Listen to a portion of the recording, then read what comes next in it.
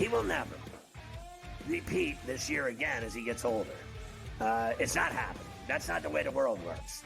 In the NFL, when you get older, your numbers dive. That's all there is to it. Why did you play him for as long as you played him against Dallas if you weren't going to play him this week to break the record? I mean, you left him in that Dallas game forever. Pharrell Coast to Coast, only on SportsGrid. I know people are getting after Cole Anthony. Folks, it was a bang-bang play. You know, you got to give Cole Anthony props for diving with a loose ball. Yeah, was it a little bit, reckless? Maybe. But at the end of the day, for people to go after Cole Anthony and think this is a dirty play, you don't know ball. Betting above the rim, only on SportsGrid. The Bostonian versus the Book. I remember one time, I don't know if Kenny will remember this, I said put 100 on, I think I left it on a text, put 100 on this horse that won, and then Kenny called me back later and goes, hey, I never got the text. And I'm like, no. Oh yeah. Remember that, Kenny? I would never stiff anybody. He texted me as they're loading into the gate, maybe, it's too late. The Bostonian versus the Book. Statement from Giants president John Mara. Joe Shane and Brian Daboll will continue in their respective roles with the organization. As disappointing as the results of the season have been, Steve Tisch and I remain confident in the process that Joe and Brian have implemented. The Giants, an absolute train wreck, and I love it. The Early Line, only on SportsGrid.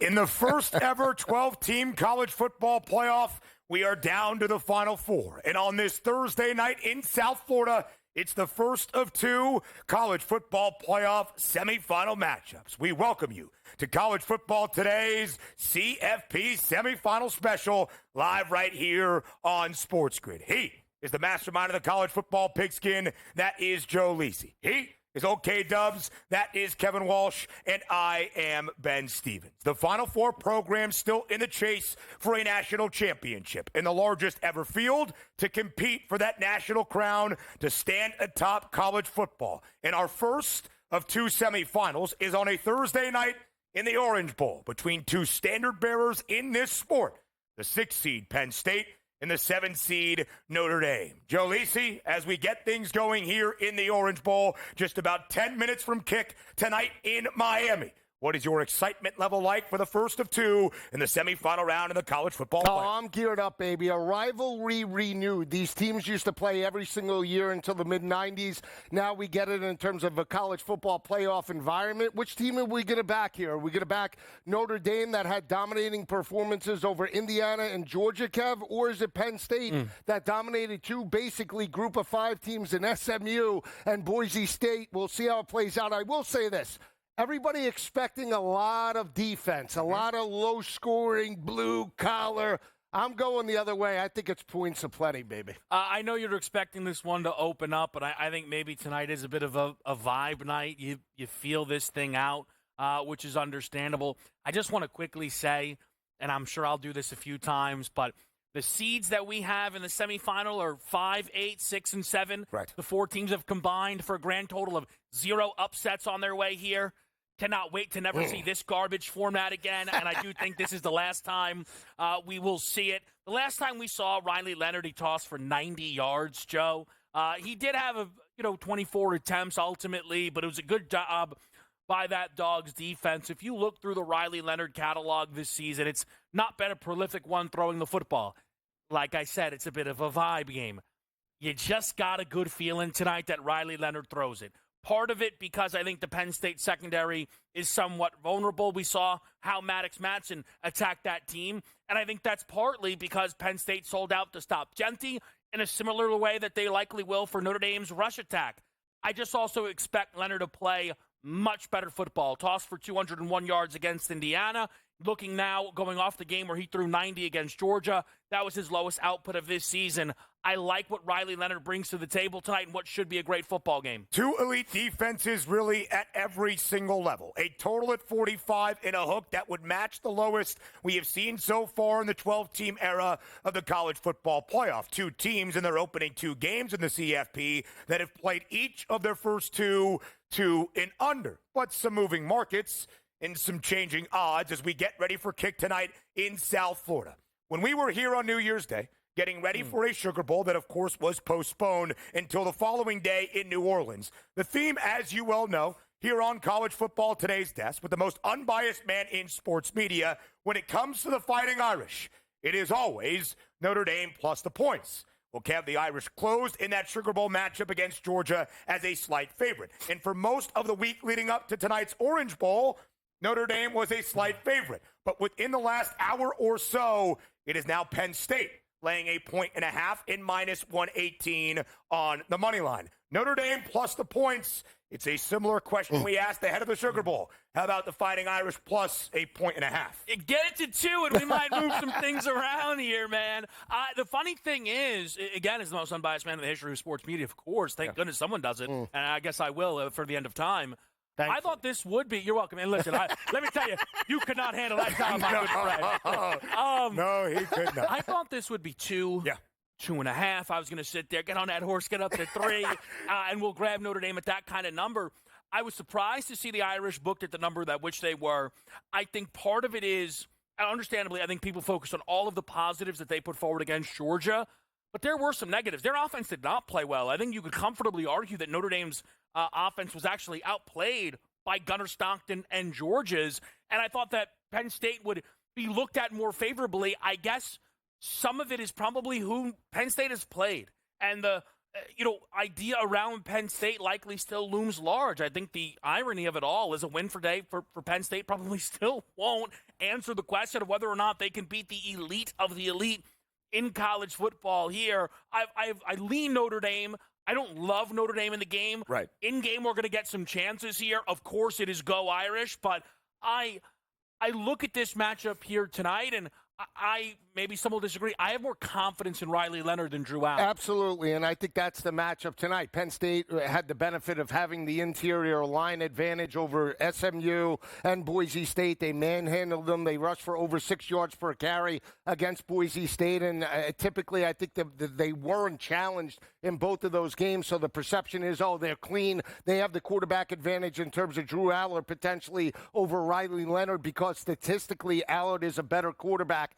But again, Drew Aller hasn't stepped up in big games, right? You look at the game against Oregon. Grady throws for 225 yards in that matchup. They rush for 292, and they still lose and don't cover that game as a dog. You look at the game against Ohio State. He doesn't step up. The offense only, combines for basically 250, 260 yards. That's going to be the matchup going up against one of the best secondaries in college football in Notre Dame. We've talked about it. Dominance, holding opposing quarterbacks, 50% completion percentage. They've only allowed 12 passing touchdowns all season long, forced 31 turnovers, 18 interceptions, 30% third down defense. That's the matchup tonight, and that's why I do lean to Notre Dame. But again, you got to break tendency. Whichever quarterback steps up tonight ultimately will win it. 31 takeaways for the Irish this year, the most at the FBS level. 148 points off those takeaways, also the most at the FBS level, and a critical swing in the closing minute of the opening half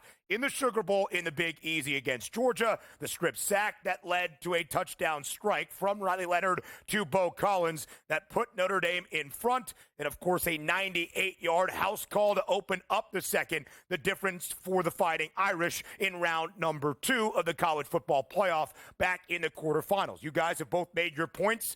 My best bet for tonight is where I saw this game opening up when we knew this was our matchup a week ago on January 2nd. For this Thursday night in South Florida, Notre Dame money line. I believe the Fighting Irish are the better team. I believe Notre Dame's advantages up front can contain the strength still of this Penn State offense orchestrated by Andy Kotelnicki. The ground attack today between Nick Singleton and Katron Allen for the Nittany Lions must be elite. But Notre Dame has answered the bell time and again so far throughout the college football playoff. I'll lay it with the Irish. Right now, I'd be laying a little bit less big if we waited until the very start of tonight's matchup. Lisa Guy, you mentioned that you like the over in contradiction to some. Low total, the lowest of the two we will see here in the semifinal round, 45 and a hook. If we do see points, not that we expect a 70-point shootout tonight in South Florida, but if we do trend to the over, who is the biggest impact player that leads to the scoring production on this Thursday in Miami? Well, to Kev's point, it is Riley Leonard. And he only threw for 90 yards, but made some solid throws. They converted in terms of third down conversions last week. That's one of the best defenses in all of college football in Georgia. I look for the tight end. You look at Matt Lauder, the tight end for Boise State, 94 yards plus in terms of that loss last week. I expect Mitchell Evans, 28.5, up from 27.5. I altered this kid, took the 28.5 up to 80 plus. They create mismatches, and I think that's the biggest thing that Notre Dame has done, especially last week. They found the weakness of Georgia. It was mobile quarterbacks. They exploited it with Riley Leonard's legs. Today, it's his arm. Look for him over the top today. 14 carries for Riley Leonard in that Sugar Bowl. And any time Mike Denbrock and the Irish needed to move the sticks, needed to pick up chunks, especially in the fourth quarter to ice out the game, they called on big number 13, 80 rushing yards. Notre Dame's leading rusher, that being their quarterback in Riley Leonard. We are moments away from kick tonight at the Orange Bowl. A few closing thoughts before we get to the start. Up next.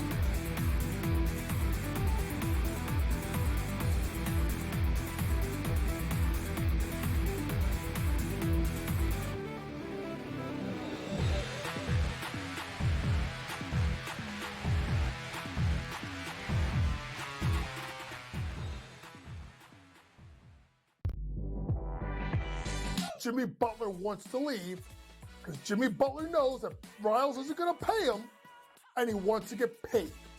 Simply put, if they would have given Jimmy Butler this contract extension in the summer when he asked, this wouldn't be happening. But Riles did it, and Riles wanted him to play. So now he's disgruntled because he wants out. Betting above the rim, only on SportsGrid. Your gut says Miami is going to win, and you should take the over. Your gut also said your NFT selfies would only go up in value. They didn't. But your head is on SportsGrid and knows the QB is in concussion protocol. The backup has a 45 QBR against the zone coverage. The New York D has the most sacks in the league. So yeah, trust your head. It's smarter to be on SportsGrid. Two guys that can do it all. Too much electricity this morning. This is a good time. We're having a lot of fun. I had to do a triple take. Ka-ching! Why?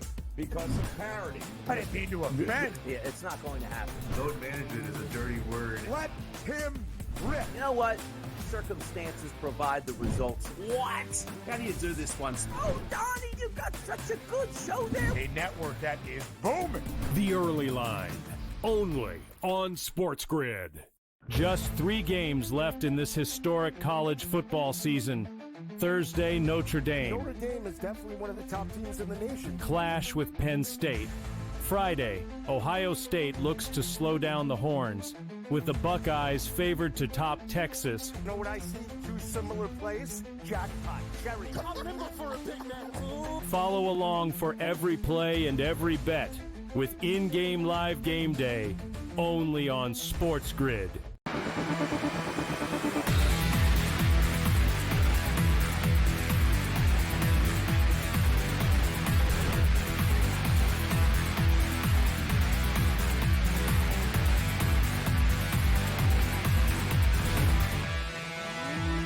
When I mean we are moments away from kick tonight at the Orange Bowl in Miami, I am not kidding. The coin toss up in the air.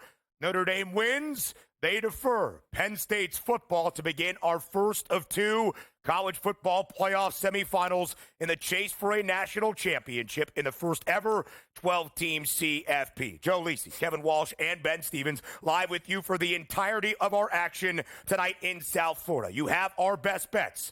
Notre Dame money line, Riley Leonard over 165.5 passing yards. Joe Lisi over 45 and a hook for that over-under entering tonight. In the closing numbers, as we see them here, minus 118, Penn State on the money line as an ever so slight favorite, 1.5 in the spread, and that total remains untouched at 45 and a hook. Kev, Riley Leonard 165.5. Penn State an elite defense, whichever way you slice it. How do you expect the Irish to attack over the top tonight? So again, it is one of those things where I hope that is what they do. I think that they will be able to catch Penn State sleeping a little bit there. It's the tendency breakers, right? Joe, I know that is how so often you feel about a lot of games, right? There are some games I see it, and that is how I'm being serious.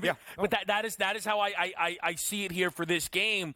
There are explosives to be had out there, quite frankly, and I think if you have Penn State loading the box up, that is where you can attack that deep play action type of pass here, Lisi. But it's going to be Penn State's ball first, and I want to just hit on something that you brought up quickly, the Oregon game. Mm-hmm. If you just read Twitter, predict what Aller did in that game. 4 touchdowns, no picks, 75% completions, 375 passing yards. Nope. Completed 51% of his passes through multiple interceptions in that game. He doesn't have a game over 60% completions in the playoff yet. Yeah. And mind you, SMU and Boise are the teams they've played. Everybody thought those secondaries were vulnerable heading into the matchup. No doubt. It is why the Aller stuff is so hilarious. People in, again, NFL circles like, why would he go back? And then anybody that's watched Aller, including Aller, is like, yeah, I definitely need to stay in college, everybody. So that, to me, is one of the most fascinating parts of this matchup is, can Drew Aller step up in a game like this? Because we can talk Penn State, the program, but Aller specifically is a big part of the recent downfall. Absolutely. And if he doesn't get over the 183.5 today, I don't think they win this ball game. You're talking about a front seven in Notre Dame only allowing 3.5 yards per carry. They held Georgia and Indiana, 2 very good rush offenses, under basically 100 yards. They're going to stack the box against Katron Allen and Singleton and say, okay, Drew, beat us over the top. I am curious to see how this offense looks for Penn State. Are they going to come out running the football like they are and be in predictable third downs, or are they going to break tendency, say, we have the better quarterback, and we're going to put the game on Riley Leonard? Because I will say this, from a confidence perspective, if I'm Notre Dame, I'm flying high, right? I just knocked out and punched Georgia in the mouth. Yeah. I think I could go toe-to-toe with any team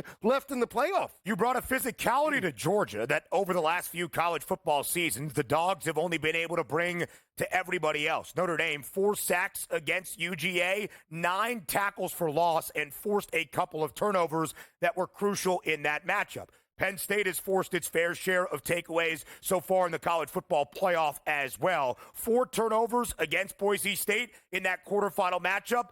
3 interceptions in the opening half against SMU in that opening game in State College, including 2 first-half pick sixes. Penn State's offense off to a good and grooving start tonight. It's been a lot of Nick Singleton. And, Lisi, it was interesting to see the numbers on both of these backs. A 2-headed monster in the backfield for the Nittany Lions, certainly since the end of the regular season. Big Ten championship game against Oregon, both of their first 2 matchups in the CFP. It was Nick Singleton on the ground and then on a design screen where Singleton already has Penn State in a Notre Dame territory early. Yeah, and we talk about dictating tempo. Penn State's been able to do that with turnovers against SMU, and they jumped up early against Boise State 14-0. They're going to look to jump up early, and that's what I say dictating tempo, because ultimately if you do want to run the football with Singleton and Allen, you want to build a lead, have that in the second half, and then utilize the rushing attack after you're up potentially by 10 or double digits, right? But that's easier said than done. They get across midfield.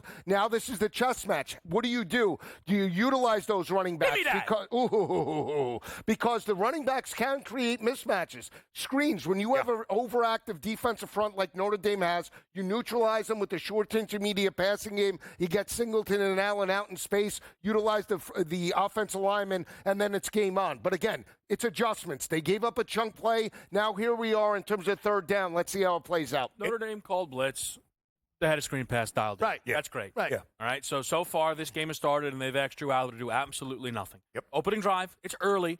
Right? That was a bad throw, by the way. I mean, he's lucky that wasn't to the house. For the team that takes away the football more than anybody else at the FBS level in Notre Dame, very lucky to survive that play and even be in 3rd and long. Some we will laundry. react. That's some we laundry. will be live with you. You will get the emotion and the enthusiasm as you are seeing for this game. 3rd and long becoming 3rd and longer for Penn State. Quickly into Notre Dame territory, now moving back. 3rd and 14 ahead for the Nittany Lions. And Kev, we knew this Notre Dame defense would be tested tonight, but it has been elite throughout the season, and even in their weak spot throughout the regular season, great against Georgia. 66 yards on the ground, that it for the Bulldogs. 63 yards against Indiana in the opener of the college football playoff. And as you said, they're opportunistic, right? So it makes it difficult for Penn State to get into situations like this where you're predictable, you know, and now here on a 3rd and 14. What's interesting is they're going to be on the ND side of the field.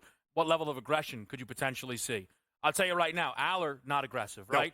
No. So if I'm Penn State right now, and that's what my quarterback just gave me, right? All right, hey, let's punt it, and let's punt it next drive on 1st down, because I don't like what I'm seeing. Yeah. And you got to wonder, right? Is that a short route to Katron Allen to pick up a few to maybe be aggressive on the plus side of the field? No. Yeah. The Nittany Lions seem as though they are going to punt, although we saw special teams be a big component of that Sugar Bowl on either side for the Irish and Georgia. Don't forget, on the first offensive possession for UGA with a backup punter, Notre Dame brought the house, ran into him twice, forcing 2 penalties.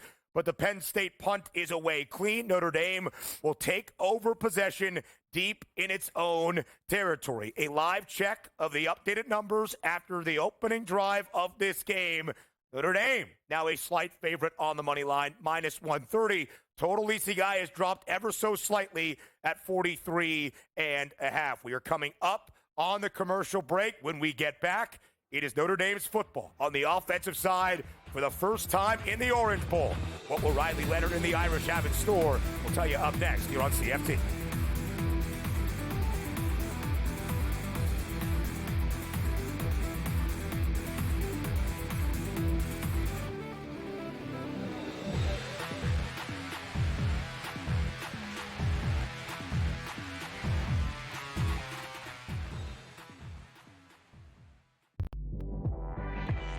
Jimmy Butler wants to leave because Jimmy Butler knows that Riles isn't going to pay him, and he wants to get paid. Simply put, if they would have given Jimmy Butler this contract extension in the summer when he asked, this wouldn't be happening. But Riles did it, and Riles wanted him to play. So now he's disgruntled because he wants out. Betting above the rim, only on SportsGrid. Your gut says Miami is going to win, and you should take the over. Your gut also said your NFT selfies would only go up in value. They didn't. But your head is on SportsGrid and knows the QB is in concussion protocol. The backup has a 45 QBR against the zone coverage. The New York team has the most sacks in the league. So yeah, trust your head. It's smarter to be on SportsGrid. The two guys that can do it all. Too much electricity this morning. This is a good time. We're having a lot of fun. I had to do a triple take. Ka-ching! Why?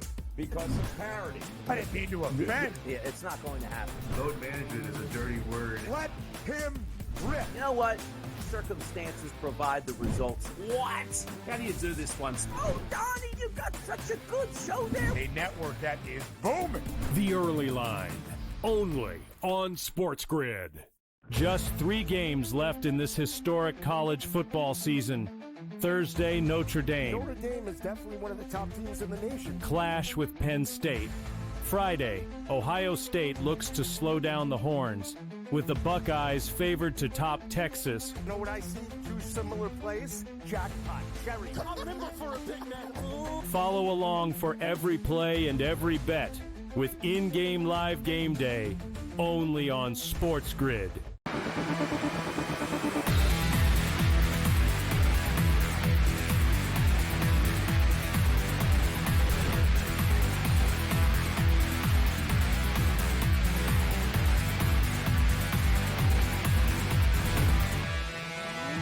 I hope those mics were hot live right here on In-Game Live Game Day.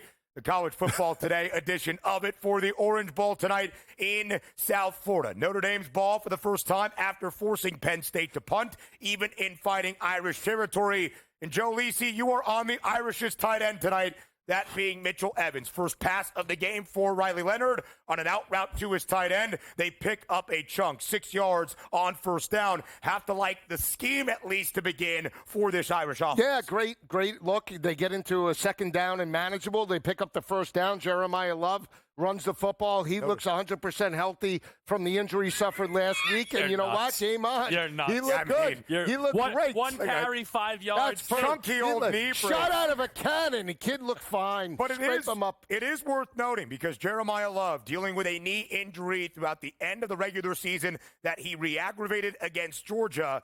They thought, would he be able to go? Marcus Freeman said everybody dealing with something here. Not many people close to 100%, but he should be good to go. He started tonight for Notre Dame, an early run for a first down. Injury perspective on the other side, Kev, for the Nittany Lions, it was Abdul Carter getting injured in the Fiesta Bowl against Boise State. He was in there to bring Riley Leonard to the ground on the first designed quarterback run for the Irish. Yeah, so a few things. Notre Dame was minus 145 for their first play from scrimmage to be a run of 1 or more yards. So that actually went to a dog price of a completed pass. You mentioned Mitchell Evans. For Penn State, the next first play from their next drive is minus 170. To be a run of 1 or more yards there. So you can tell the books are expecting ground game here from these two teams right now.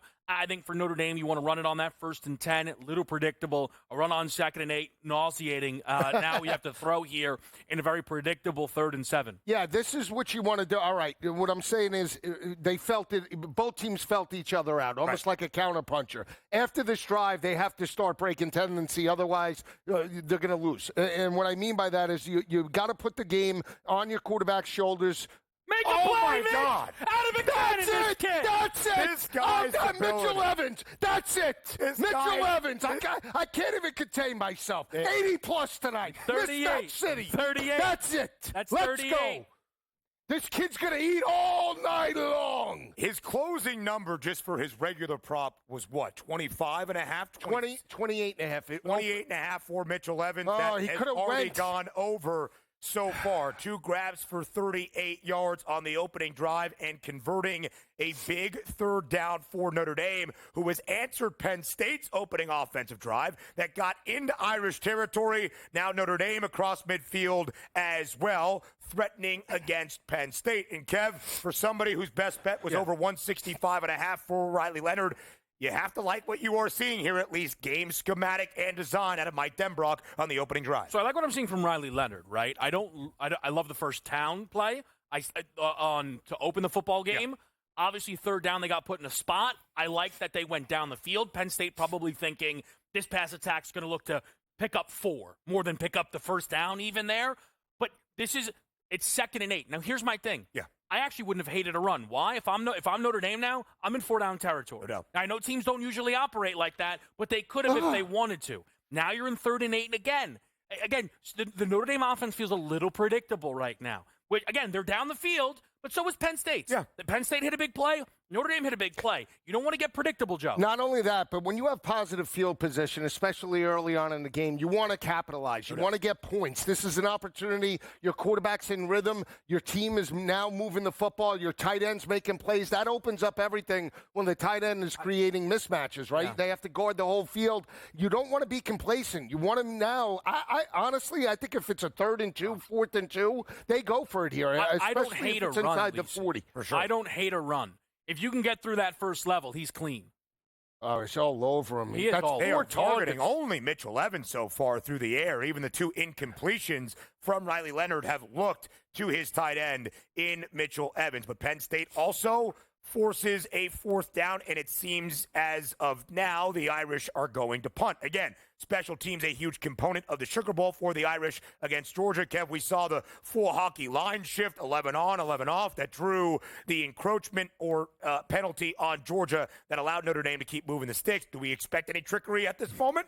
No, I don't think so. I think it's almost not sportsmanship, but gamesmanship, right? Okay, let me. Here's a little advice. That's a Big Ten team. Don't feel the punt inside the 3-yard line. I mean, he's disgusted. Now he's disgusted. That goes against his principle. I understand on a short field, making sure if the ball doesn't need to go over your head from the 5-yard line. But inside that, Penn State fields it inside their own 3. That was ugly. A very long field for the Nittany Lions. You got to know Big Ten football better than that. More on In Game Live next.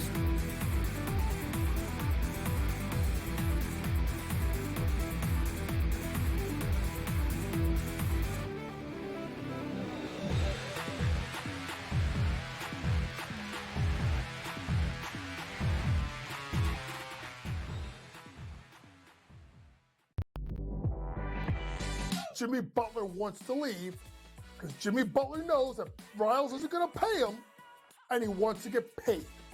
Simply put, if they would have given Jimmy Butler this contract extension in the summer when he asked, this wouldn't be happening. But Riles did it, and Riles wanted him to play. So now he's disgruntled because he wants out. Betting above the rim, only on SportsGrid. Your gut says Miami is going to win, and you should take the over. Your gut also said your NFT selfies would only go up in value. They didn't. But your head is on SportsGrid and knows the QB is in concussion protocol. The backup has a 45 QBR against the zone coverage. The New York D has the most sacks in the league. So yeah, trust your head. It's smarter to be on SportsGrid. The two guys that can do it all. Too much electricity this morning. This is a good time. We're having a lot of fun. I had to do a triple take. Ka-ching! Why? Because of parity. I didn't mean to offend. Yeah, it's not going to happen. Load management is a dirty word. Let him rip. You know what? Circumstances provide the results. What? How do you do this once? Oh, Donnie, you got such a good show there. A network that is booming. The Early Line, only on SportsGrid. Just 3 games left in this historic college football season. Thursday, Notre Dame. Notre Dame is definitely one of the top teams in the nation. Clash with Penn State. Friday, Ohio State looks to slow down the Horns, with the Buckeyes favored to top Texas. You know what I see? 2 similar plays. Jackpot, cherry. I'm nimble for a big man. Follow along for every play and every bet with in-game live game day, only on SportsGrid.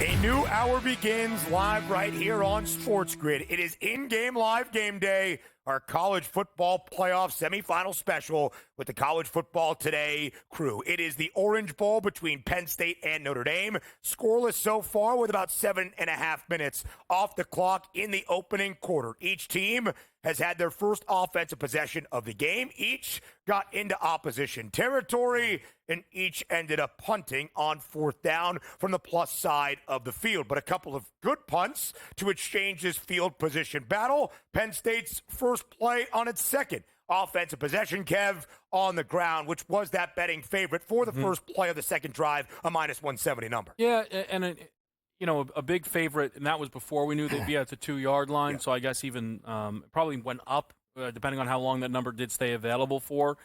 If you are Penn State, you now are in this tricky spot, because I think they showed their hand on the opening drive that they want to play this close to the vest if possible, and they're playing it close to the vest here again. Lisi, 3rd down, manageable. At the 3, 3rd and 3, 3rd and 4. Yeah. You're not going for it though. No. What I'm saying is it through the air? Yeah. Or do you hope that the backs can pick it up? Is it through the air? Yeah, it could be. It could be a short throw to Tyler Warren or the back coming out of the back. I'm thinking run. I'm thinking so far, there's still not a lot of trust for Drew Aller. You guys made this point before we got started. There's 13 completions in the first 2 games of the college football playoff. 13 of 22 against SMU, 13 of 25 against Boise State in the Fiesta Bowl. And there was a run for Penn State that will pick up a first down. We try to limit the play-by-play, just our live reactions to what we are seeing in South Florida. So Penn State moves the sticks.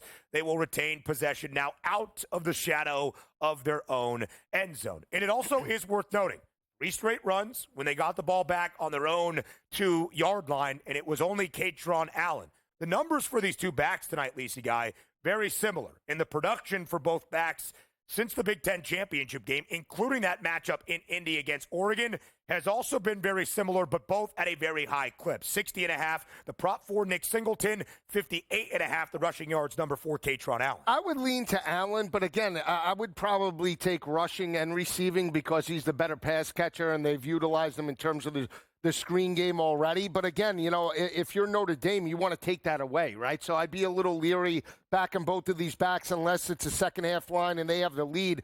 They're getting yards now, but again, at some point, I do believe Notre Dame will make adjustments and force the game back onto Drew Aller. Total's getting hit in a big way right now, 38.5, 7 points, a full touchdown off the total. I dove in at 40.5.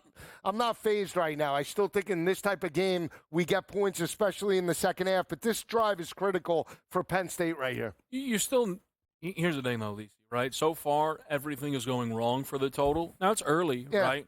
And it's college, so we know things can be explosive. But the last thing you needed was Penn State to pick up a fresh set of downs. That killed it. That's what dropped it down from basically 40.5 to 38. And absolutely nothing. Letting them play in the secondary. I'll say that, though. Yeah. A few plays that if I feel like we were watching an NFL game, we'd see laundry all over the place. So something to note, and I think those are the kind of things that if you're a coach, you have to adjust. I mean, I'll tell a bizarre story, but I remember I was actually calling a college women's game. It was an Iona game, and the refs were just they were calling everything in the paint. Yeah.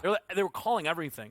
And one team was like, well, we're just going to attack then. And the other team just complained the whole game. And it's like, you're not adjusting, right? So my point is, if you're now these two play callers, right? Okay, we need probably more of our pick plays, things that can get us separation, because if it's tight coverage, they're seemingly going to respect it tonight. Right, and I want to see now, obviously, what Denbrock does on the second drive, because they were aggressive utilizing the tight end on the first drive, didn't pick up points. We know that the defense now has stepped up against Drew Aller. Right now, if you're the defense, you don't feel like you're threatened over the top at all right now. So you could stack the box and force the game on Drew Aller in terms of the second quarter and beyond. What are you going to get out of Riley Leonard? Is he continuing to put the ball game into Riley Leonard's arm? He's already got 38 yards. We'll see the second drive. And every target tonight has been at Mitchell Evans, his tight end, who has all 38 of those receiving yards for Notre Dame. Of course, both of the completions Riley Leonard has thrown into the welcoming arms of Mitchell Evans. So a punt back from Penn State to Notre Dame. The Irish will take over at their own 35-yard line. Live and updated numbers, because not only do you know our bets, how we are seeing this game in the first of two semifinals, and you'll get our reactions live with you, those live betting opportunities. Kev, 2.5-point spread now in favor of Notre Dame. We have talked about the plummeting total, down by 8 points, 37 and a hook from that closing over-under. To you, is there any value looking at these live numbers for the game overall? Yeah, one thing that just jumps out to me is Notre Dame first play from scrimmage, second drive, that run, copy-paste, minus 145. Penn State, third possession for that run, 1+ yards, minus 170, copy-paste style there from the book. So I think that's a little bit interesting. You look at the catch-a-pass market. Notre Dame's top guy, right, is Faison. It started at 2-1, just got hit to 187, but you see there we do an NFL game. Justin Jefferson's minus 160 to catch a pass on a drive, right? Looks a lot different here when you're talking about the college level. The other thing to track, I think, just right now, Jeremiah Love is at 46.5 for a prop, but Price crashing down to 34.5. Notre Dame, look, that one of the reasons I didn't want to get too involved with the backfield is it's been a complicated one throughout the season. You have Anais Williams who has a carry in this game. We haven't seen Price yet run the football. We've seen Love get it twice. Does Price come in for a drive, a snap? We don't know. And that was a really interesting storyline just from the prop perspective. Those betting odds may be telling a tale. Jeremiah Love's number dropping throughout the day, dealing with that knee injury. We saw him in pregame warmups with a lighter brace on, but still a significant one on that re-aggravated knee injury. He was the guy out there in the opening possession that moved the sticks for Notre Dame. Jadarian Price, though, closing with the largest rushing yards prop of the backfield, 54.5, which Lisa Guy was the same number for Riley Leonard, also at 54 and a hook. So we expected more Price in Leonard than Love. It really hasn't been that so far in the Orange Bowl. No, it hasn't. And think about last week in terms of, Riley Leonard's rushing attack, right? 80 yards on the ground. He dominated in terms of the second half. but again, didn't have a lot of pass opportunities, right? They were limited, so you didn't get those sack yards. You weren't exposed because of how dominant your defense was. This is, I think, a different type of game plan. He's going to be exposed in terms of potential sacks. So I'm a little leery in terms of that's still a high number, 50, unless they're going to go all out with the RPO game. But again, I want them to be aggressive. We'll see if they can do it. A throw on the first play for Notre Dame on this next offensive possession would have been a big plus money price even for an incompleted pass, and some pressure from Abdul Carter, who just gets home. Yeah. Blows up what could have been a chunk play. You see 11 for Penn State. You know how vaunted and historic that number is. It looks a lot like recent memory. Micah Parsons off the edge. Abdul Carter plays with that same motor and ferocity. His injury status was also in question entering tonight's Orange Bowl. Kev, he's been a factor so far on each of the offensive plays for Notre Dame. Yeah, he has, and the early reporting was they were going to be able to maybe use him in spurts. So what, is he going to have no reps left in the second half? This kid's out there every game. Let's get him a rest. He's exhausted right now. That's I will say this. From Notre Dame, I was very angry when I saw the formation because I could tell it was going to be a run. I liked that there was elements of the run at least, right, to get them in some third and manageable now. But you have no rhythm right now within this game, Joe. Yeah. And that's very difficult for the total. I imagine 34.5 will be another buy spot for you. Yeah, again, it's 36.5 right now. We've had a lot of incompletions, 5 minutes still in the first quarter, and they've had multiple drives. So you got to believe that they'll pick it up in terms of the second half, but you have positive field position. You got to be aggressive. They're showing blitz here. You have basically the 39, 38-yard line. You don't want to just play the punt and pin game. You want to actually be aggressive and then open up the rushing attack. We'll see if they could do it here. We expected it, at least based on the number, to be a grinded-out defensive effort. Notre Dame, not a highly penalized team throughout the regular season.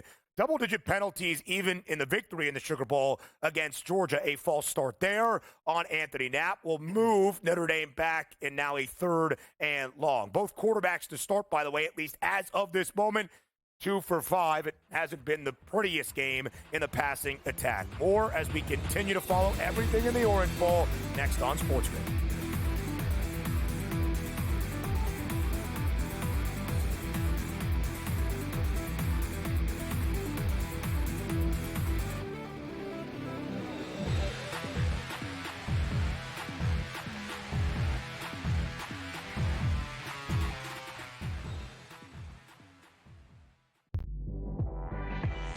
Jimmy Butler wants to leave because Jimmy Butler knows that Riles isn't going to pay him, and he wants to get paid. Simply put, if they would have given Jimmy Butler this contract extension in the summer when he asked, this wouldn't be happening. But Riles did it, and Riles wanted him to play. So now he's disgruntled because he wants out. Betting above the rim, only on SportsGrid. Your gut says Miami is going to win, and you should take the over. Your gut also said your NFT selfies would only go up in value. They didn't. But your head is on SportsGrid and knows the QB is in concussion protocol. The backup has a 45 QBR against the zone coverage. The New York D has the most sacks in the league. So yeah, trust your head. It's smarter to be on SportsGrid. Two guys that can do it all. Too much electricity this morning. This is a good time. We're having a lot of fun. I had to do a triple take. Ka-ching! Why? Because of parity. I didn't mean to offend. Yeah, it's not going to happen. Load management is a dirty word. Let him rip. You know what?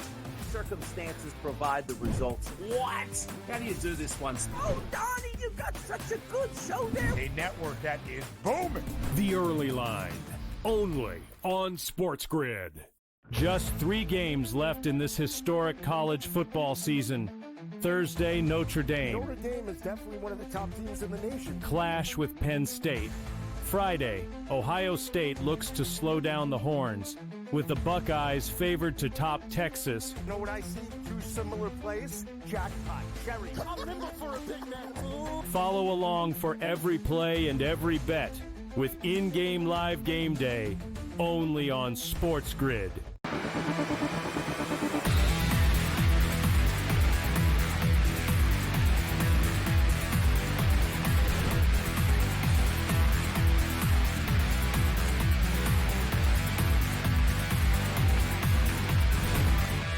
So right as we go to commercial break here on In-Game Live, Game Day, our college football playoff semifinal special, Riley Leonard throws an interception. On 3rd and long, Zakee Wheatley for Penn State picks it off, and the Nittany Lions, although in their own territory, near midfield already. The first turnover of the game, might it be a critical moment? Kev, 3-step drop back for Riley Leonard on 3rd and 12 in a prototypical pocket passing situation is not exactly where he excels.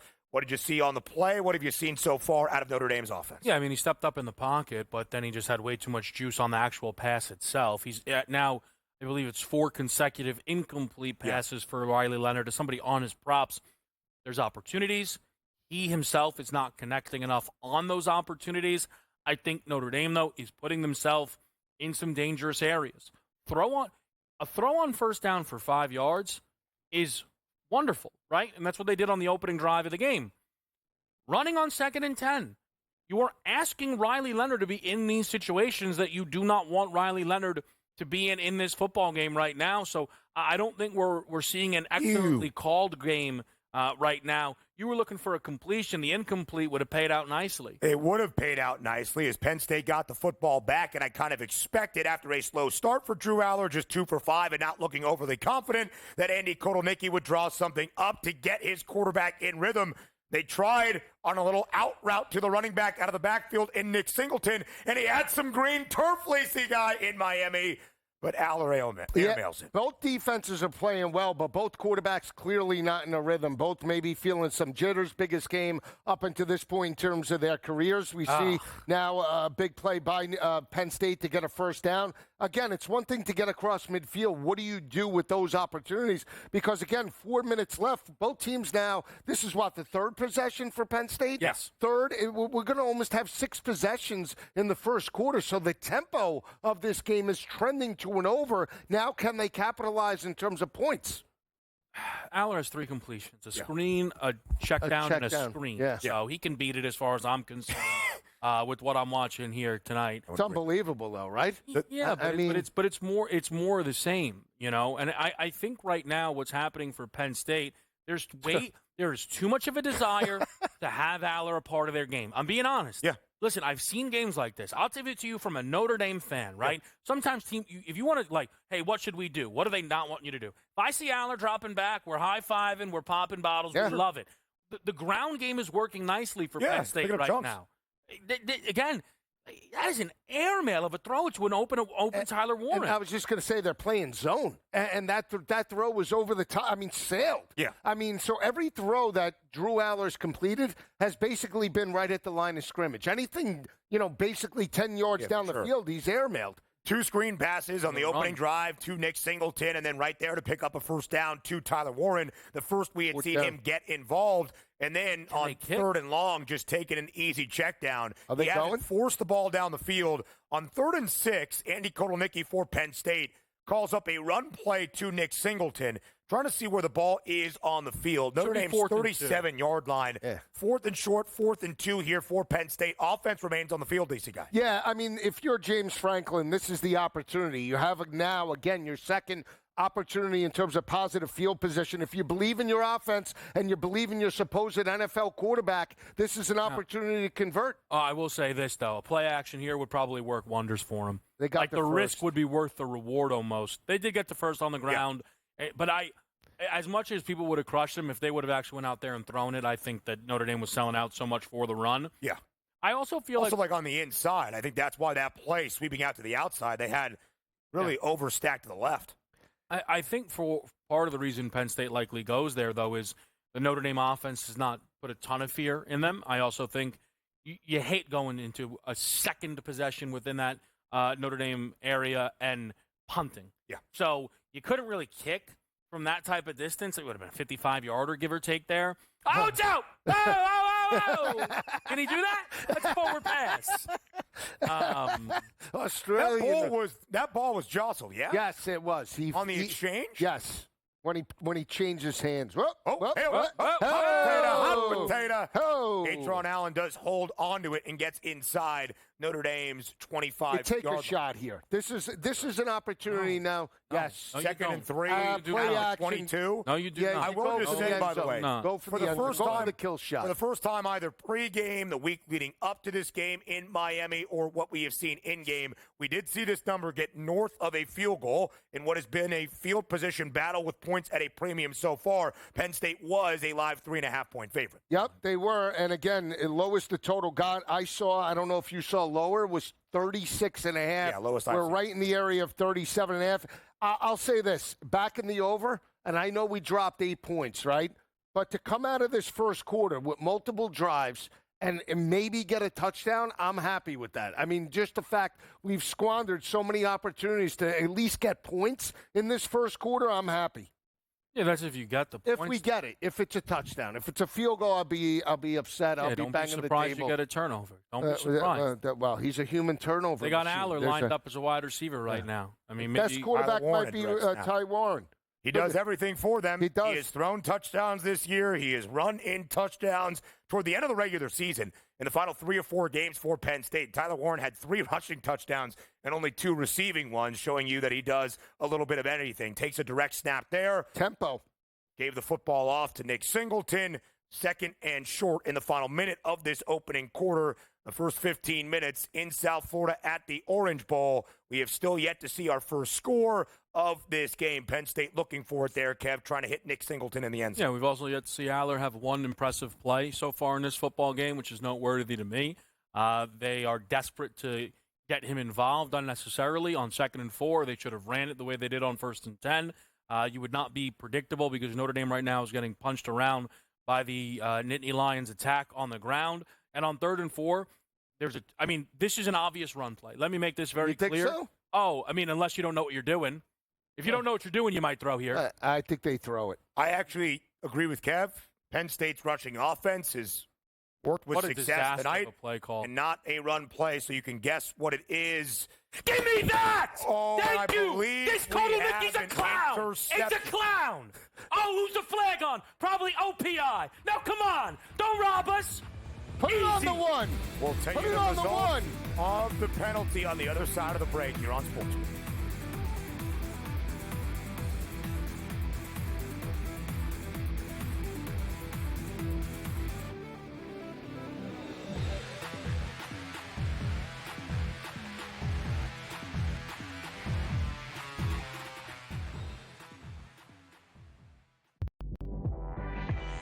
Jimmy Butler wants to leave because Jimmy Butler knows that Riles isn't going to pay him, and he wants to get paid.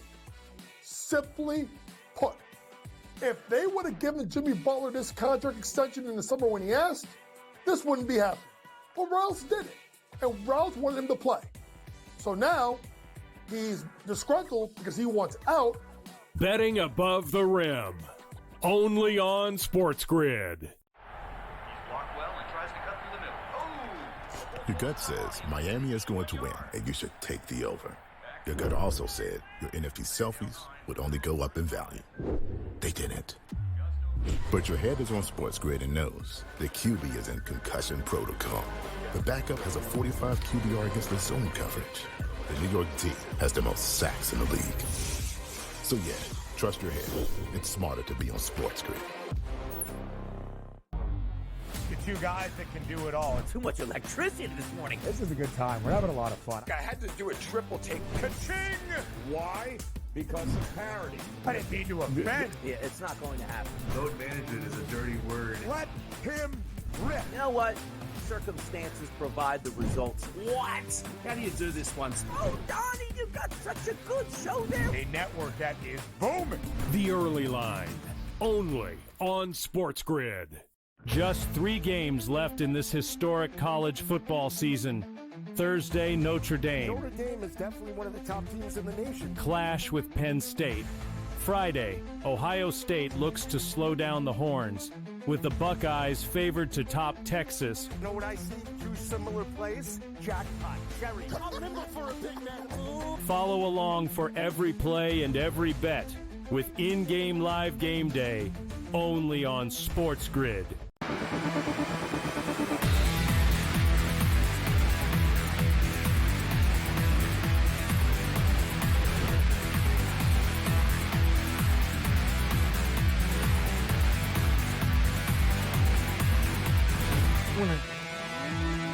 So right as we get to commercial break on what looked to be an interception for Drew Aller by Notre Dame's Christian Gray, a holding call on Gray earlier in the route that gives Penn State first and goal from deep inside Notre Dame territory, exactly from the 4-yard line. And Lisi, guy, as it pertains to that total, Penn State's first two plays runs to Katron Allen, unable to cross the pylon. Notre Dame's defense up front, holding Penn State out of the end zone. Yeah, again, I thought the play calling down once they got the holding call was a little conservative, and at the end of the day... Oh, you would have thrown it again with Drew Aller. No, come on. But they had Tyler Warren lined up in Wildcat, and then I wouldn't let Aller be on the field. Well, that too. Great decision. Look, I'm on your side. I'm looking for Mitchell. Not. I'm on points. Right. But here's the thing.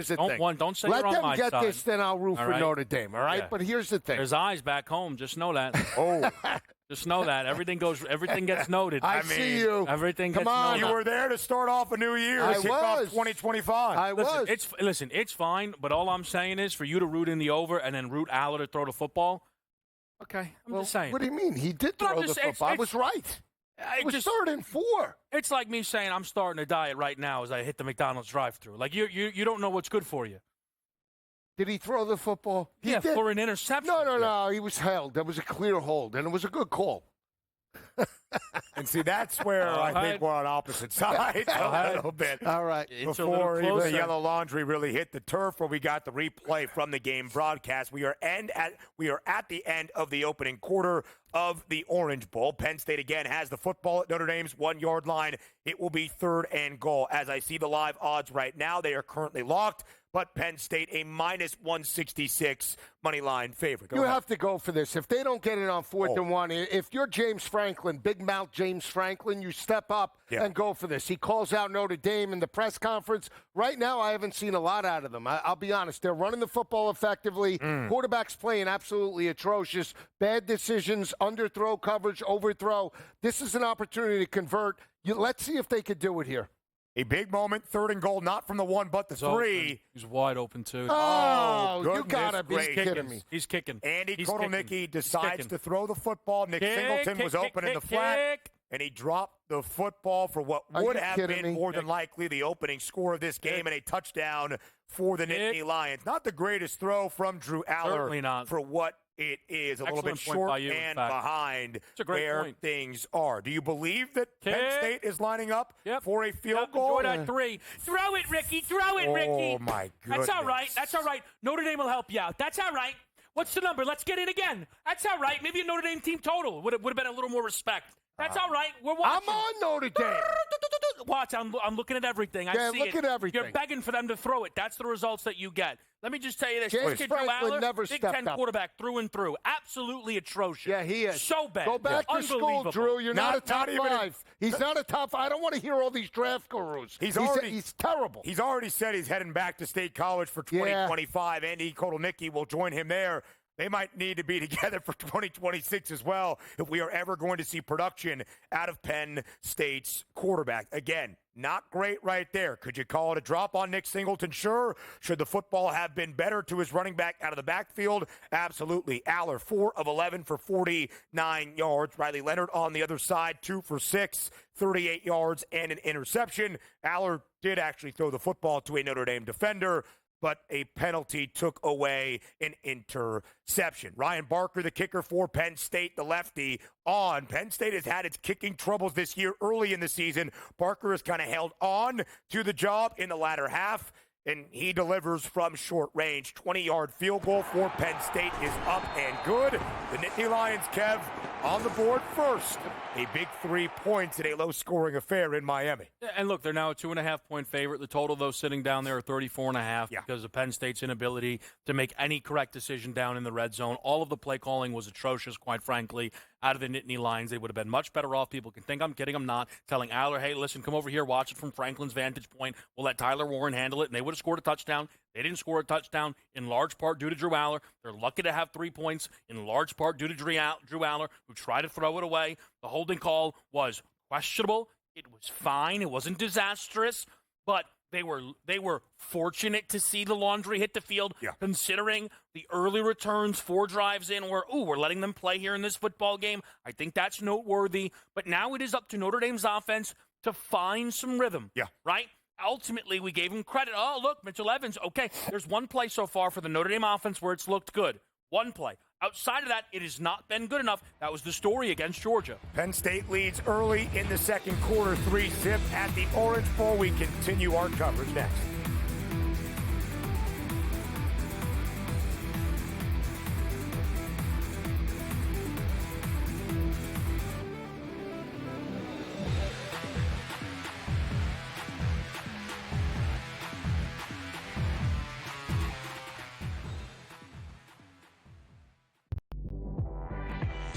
Jimmy Butler wants to leave because Jimmy Butler knows that Riles isn't going to pay him, and he wants to get paid. Simply put, if they would have given Jimmy Butler this contract extension in the summer when he asked, this wouldn't be happening. But Riles did it, and Riles wanted him to play. So now he's disgruntled because he wants out. Betting above the rim, only on SportsGrid. Your gut says Miami is going to win, and you should take the over. Your gut also said your NFT selfies would only go up in value. They didn't.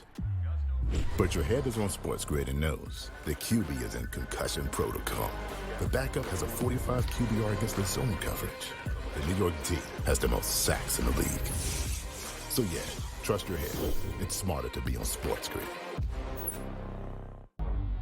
The two guys that can do it all. Too much electricity this morning. This is a good time. We're having a lot of fun. I had to do a triple take. Ka-ching! Why? Because of parity. I didn't mean to offend. Yeah, it's not going to happen. Load management is a dirty word. Let him rip. You know what? Circumstances provide the results. What? How do you do this once? Oh, Donnie, you got such a good show there. A network that is booming. The Early Line, only on SportsGrid. Just 3 games left in this historic college football season. Thursday, Notre Dame. Notre Dame is definitely one of the top teams in the nation. Clash with Penn State. Friday, Ohio State looks to slow down the Horns, with the Buckeyes favored to top Texas. You know what I see? 2 similar plays? Jackpot, cherry. I'm nimble for a big man. Follow along for every play and every bet with in-game live game day, only on SportsGrid.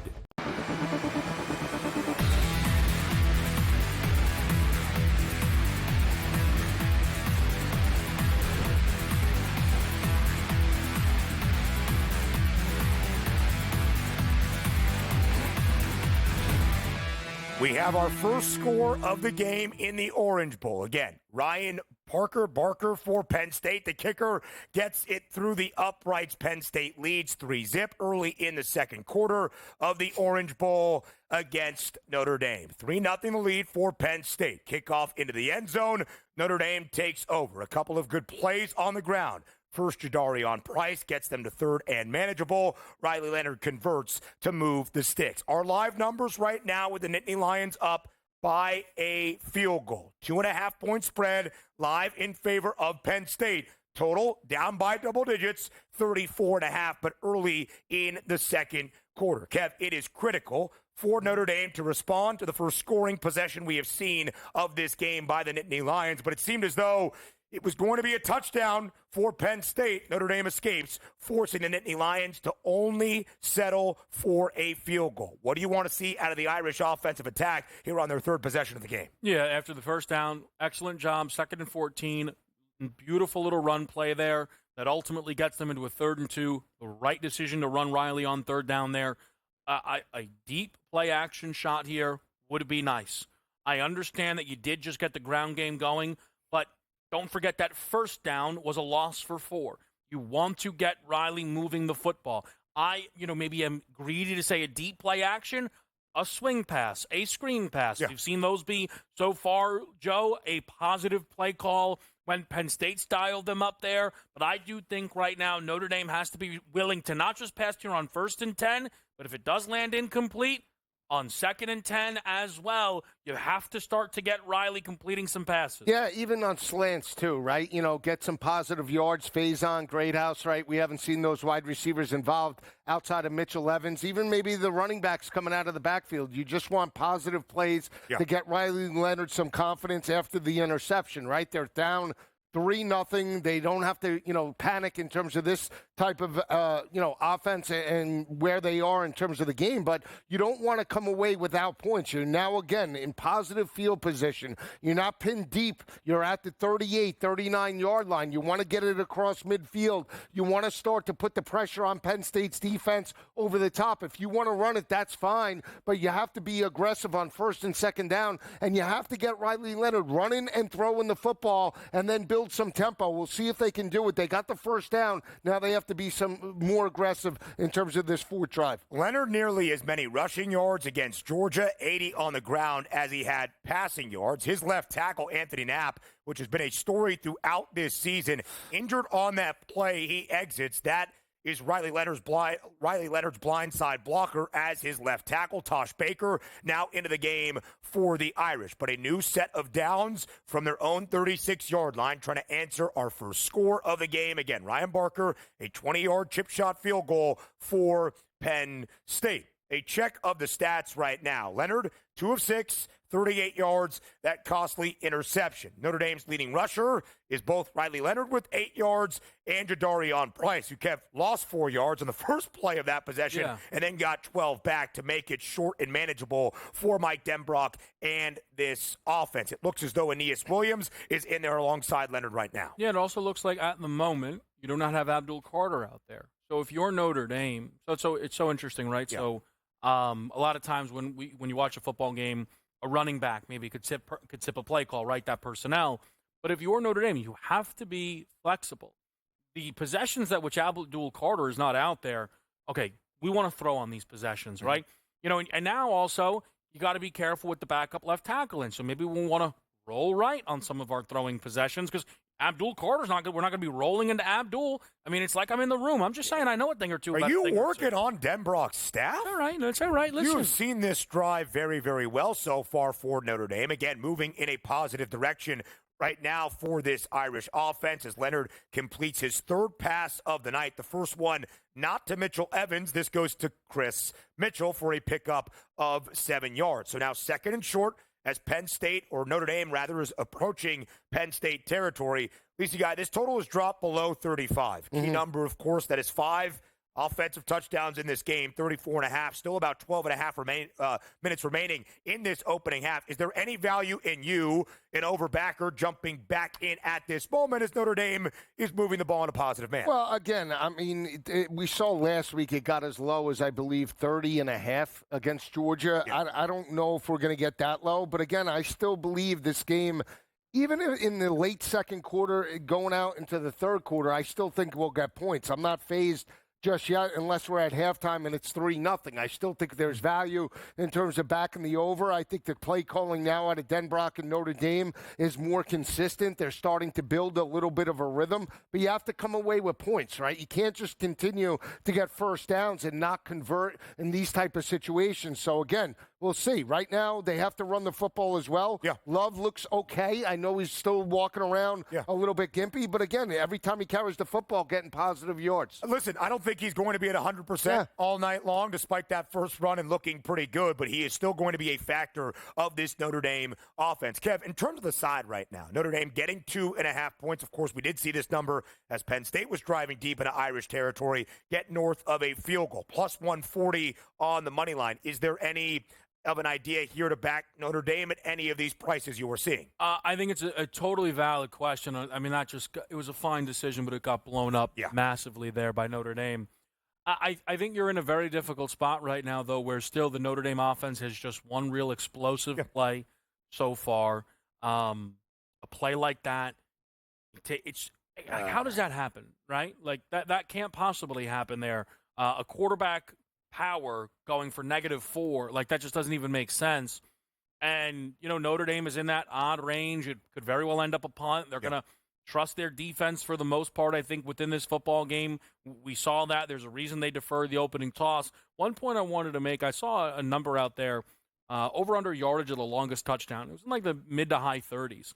So there's this expectation that at some point tonight you will see, an explosive play go for 6.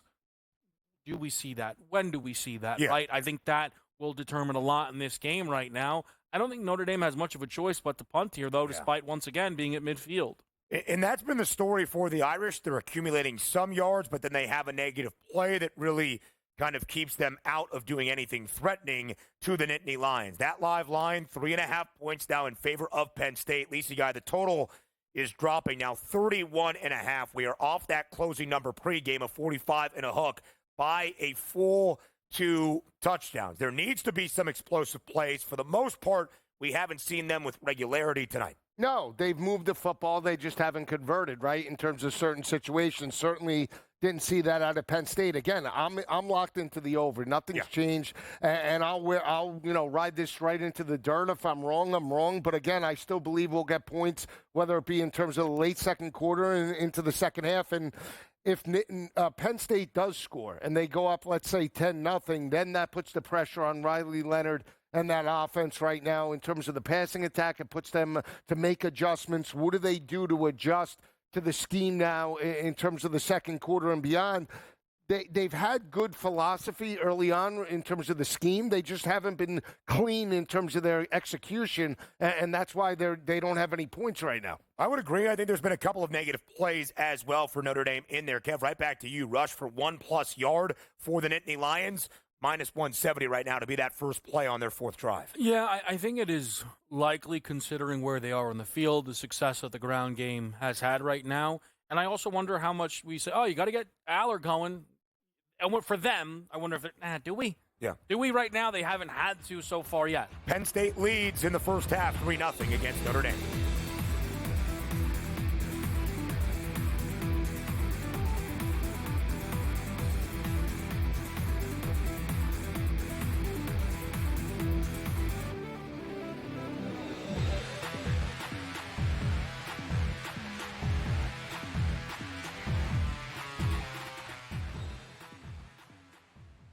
So my team didn't win this weekend, but I still did with this app that's taking over the game. Sports Millions Pick'em lets you make quick and easy predictions. Pick your favorite players, go higher or lower, and you can still win big even if your team loses. Plus, the multiplier is insane. With just a few picks, you can win big money.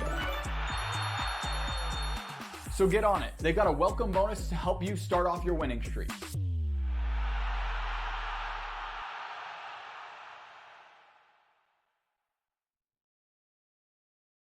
Anyone that's been to a sporting event, the atmosphere before a game, I think Game Time Decisions has that same exact atmosphere. This is our arena.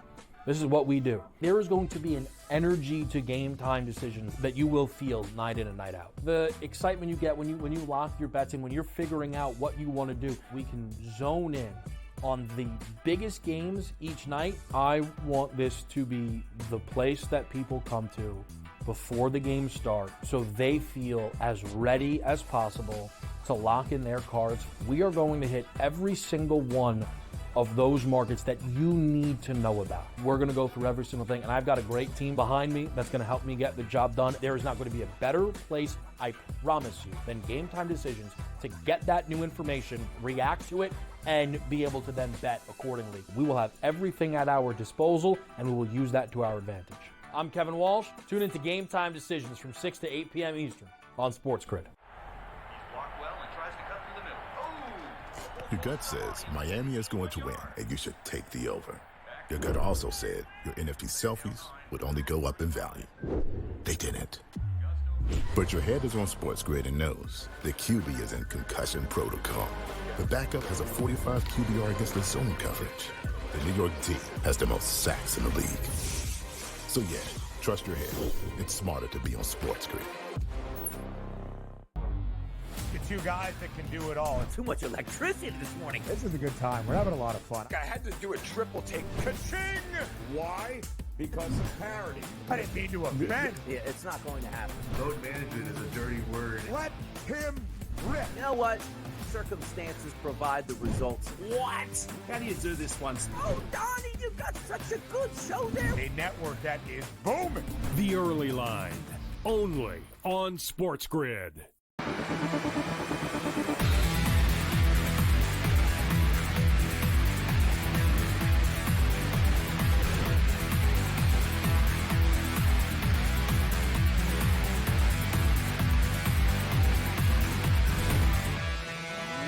We are back underway at the Orange Bowl in the opening half. It is the second quarter. We are back underway live right here on In-Game Live Game Day, our college football playoff semifinal special. From South Florida, it is the Orange Bowl between Penn State and Notre Dame. About 8.5 minutes remaining in the second quarter. The Nittany Lions, the first to draw blood, the only offensive score. A 20-yard field goal from the lefty kicker, Ryan Barker, remains the lead for Penn State, a 3-0 advantage. The Nittany Lions got the football back after the second Notre Dame punt of the night from their own 10-yard line, Kev. They turn to Drew Aller to start. Another incompletion. Yeah. They go to Katron Allen after that. The first big chunk play on the ground, a 20-yard run for Allen. They're averaging 5.6 per carry. They're averaging 4.9 per pass attempt. So if you're Notre Dame right now, I know you don't want to give up an explosive play. Yeah. But you are going up against a Service Academy level pass attack right now to the degree that Penn State is giving you Service Academy tendencies. Tyler Warren is dropping back to pass. That has to be a tackle for loss, and it is a gain for almost a first down. Wow. That is look, the kid's a great talent.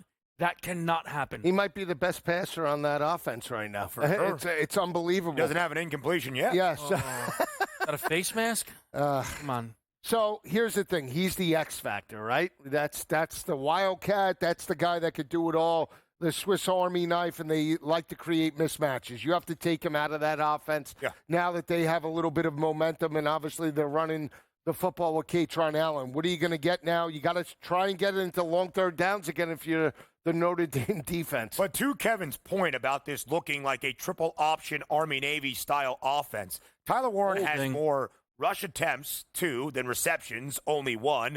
Tyler Warren, the tight end, the Mackey Award winner for the best tight end in the country, has more rushing yards, 21, than he does receiving yards, 13 at this moment.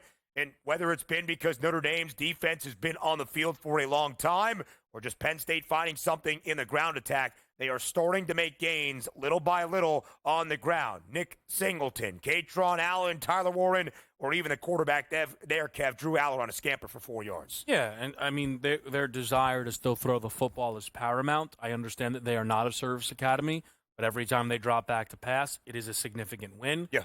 They are lucky that the Tyler Warren play didn't lose 8. They are lucky that Aller rollout there didn't lose yardage. Yeah. I understand that both plays picked up 5, 10 yards. Those are guys making some plays on the ground right now. Notre Dame's defense a little bit misplaced. I am sure a little bit tired. It doesn't help that the Notre Dame offense has not been able to sustain anything resembling a lengthy drive. Yeah, they're starting to rip off runs right now. So here's the thing. Third down's critical. I believe last drive, Notre Dame on third down conversions, they're 2 of 5. Right? You need to be better than that, especially now that your defense is out there for extended periods, right? They're going to get a break in about 6 minutes at halftime, but you want to only be down 6-0 if you're Notre Dame. You don't want to be down 10-0 and then have your offense obviously come out flat. They get the ball in terms of the second half. So this is big. What does Notre Dame do right here? Do they hold Penn State to 3? And then they're still in this game, or are they down 10? And then now they're going to have to get at least points right before the half, knowing they come out of halftime with the football, and you don't want to face a double-digit deficit at that point. Penn State double the amount of first downs and then some that Notre Dame has right now. 4 on this possession, 4 on the scoring possession that resulted in a field goal, 10 in total. The Irish only 4. Katron Allen, 12 carries at this moment, late in the opening half, still over 5 minutes remaining in our second quarter for 61 yards, already over his pregame rushing yards prop of 58 and a hook. Of course, he could lose yardage. It is way too early to cash that ticket, but it has been Katron Allen. And Kev, the number stood out to me before the game because it was 2 yards fewer than that of Nick Singleton. When you've actually looked at the production, both guys have been great. Big Ten championship game, college football playoff. But Allen's been a little bit more reliable, at least as a rusher, than that of Singleton. Yeah, I don't know if it's tied to the Singleton injury at all, where maybe it's still there somewhat. I don't. K-Trons look great for them. I think that's probably just the simplest part of it here. Look, the decision to go for it is a fine one. I wouldn't have been surprised if they kick. I think them going for it is actually respect to Notre Dame. Yeah. So, but again, like Lisi. You have your defense gassed right here. This is a perfect opportunity. If he would have kicked it, he would have laid up like Tin Cup. Insane. Unbelievable. I can't believe that throw. I can't believe the play call. Like, again, I understand it's to your guy, Ty Warren. I get that. But that is it's a risky throw. I know it's almost a lateral, looked like that was a backwards pass in a way, depending on where it was launched and caught. They're ruling it a pass right now for 4 yards and a first down on 4th and 2. But Penn State driving once again at Notre Dame's 12-yard line. And, guys, we have seen this spread get to the highest number we have seen all night. It is now north of a touchdown at last check. That live number, 7.5. I'm very intrigued to go bet it there north of a touchdown, thinking that Notre Dame might be able to stand tall once again and keep the Nittany Lions out of the end zone. Yeah, I don't hate that, right? I mean, the worst-case scenario is it's 10-0 and you have the football. Yeah. And they start the second half with the football, Notre Dame as well, if I'm not mistaken. Yes, so Notre Dame comes out with the ball. Yeah, 7.5. I think calling a timeout. If I'm Notre Dame and it's like, first and goal right here, I believe they can get a first down. You want to preserve at least 2 minutes, trying at least a 2-minute offense, assuming that they get the ball back, right? Yeah. They score, it's going to be 6 or 10-0, depending upon what plays out.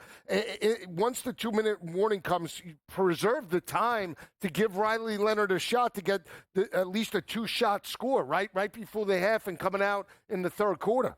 Do they throw here? That's the question. Again, to me, it's easy. No. Because you're now going for it, right? That's now what you're establishing if you're Penn State. But it's 3. Yeah. Right? So if we run it, if we throw it, we're probably not going for it. Yeah. If we run it, we're expecting to pick up the first down, if not score. But we're expecting to pick up enough yardage. Yeah. That we're going to go for it anyway. So this to me is a very simple decision that they have gotten wrong basically every time in this football game. I kind of expect them to get it wrong again. And they did throw on 4th and goal from the 3 the last time. That led to the incompletion and a field goal. It looked like right there a touchdown for the Nittany Lions. All right. Singleton breaks the pylon from 5 yards out. Penn State jumps out to a 9-0 lead, awaiting that extra point. Plenty more on SportsGrid next.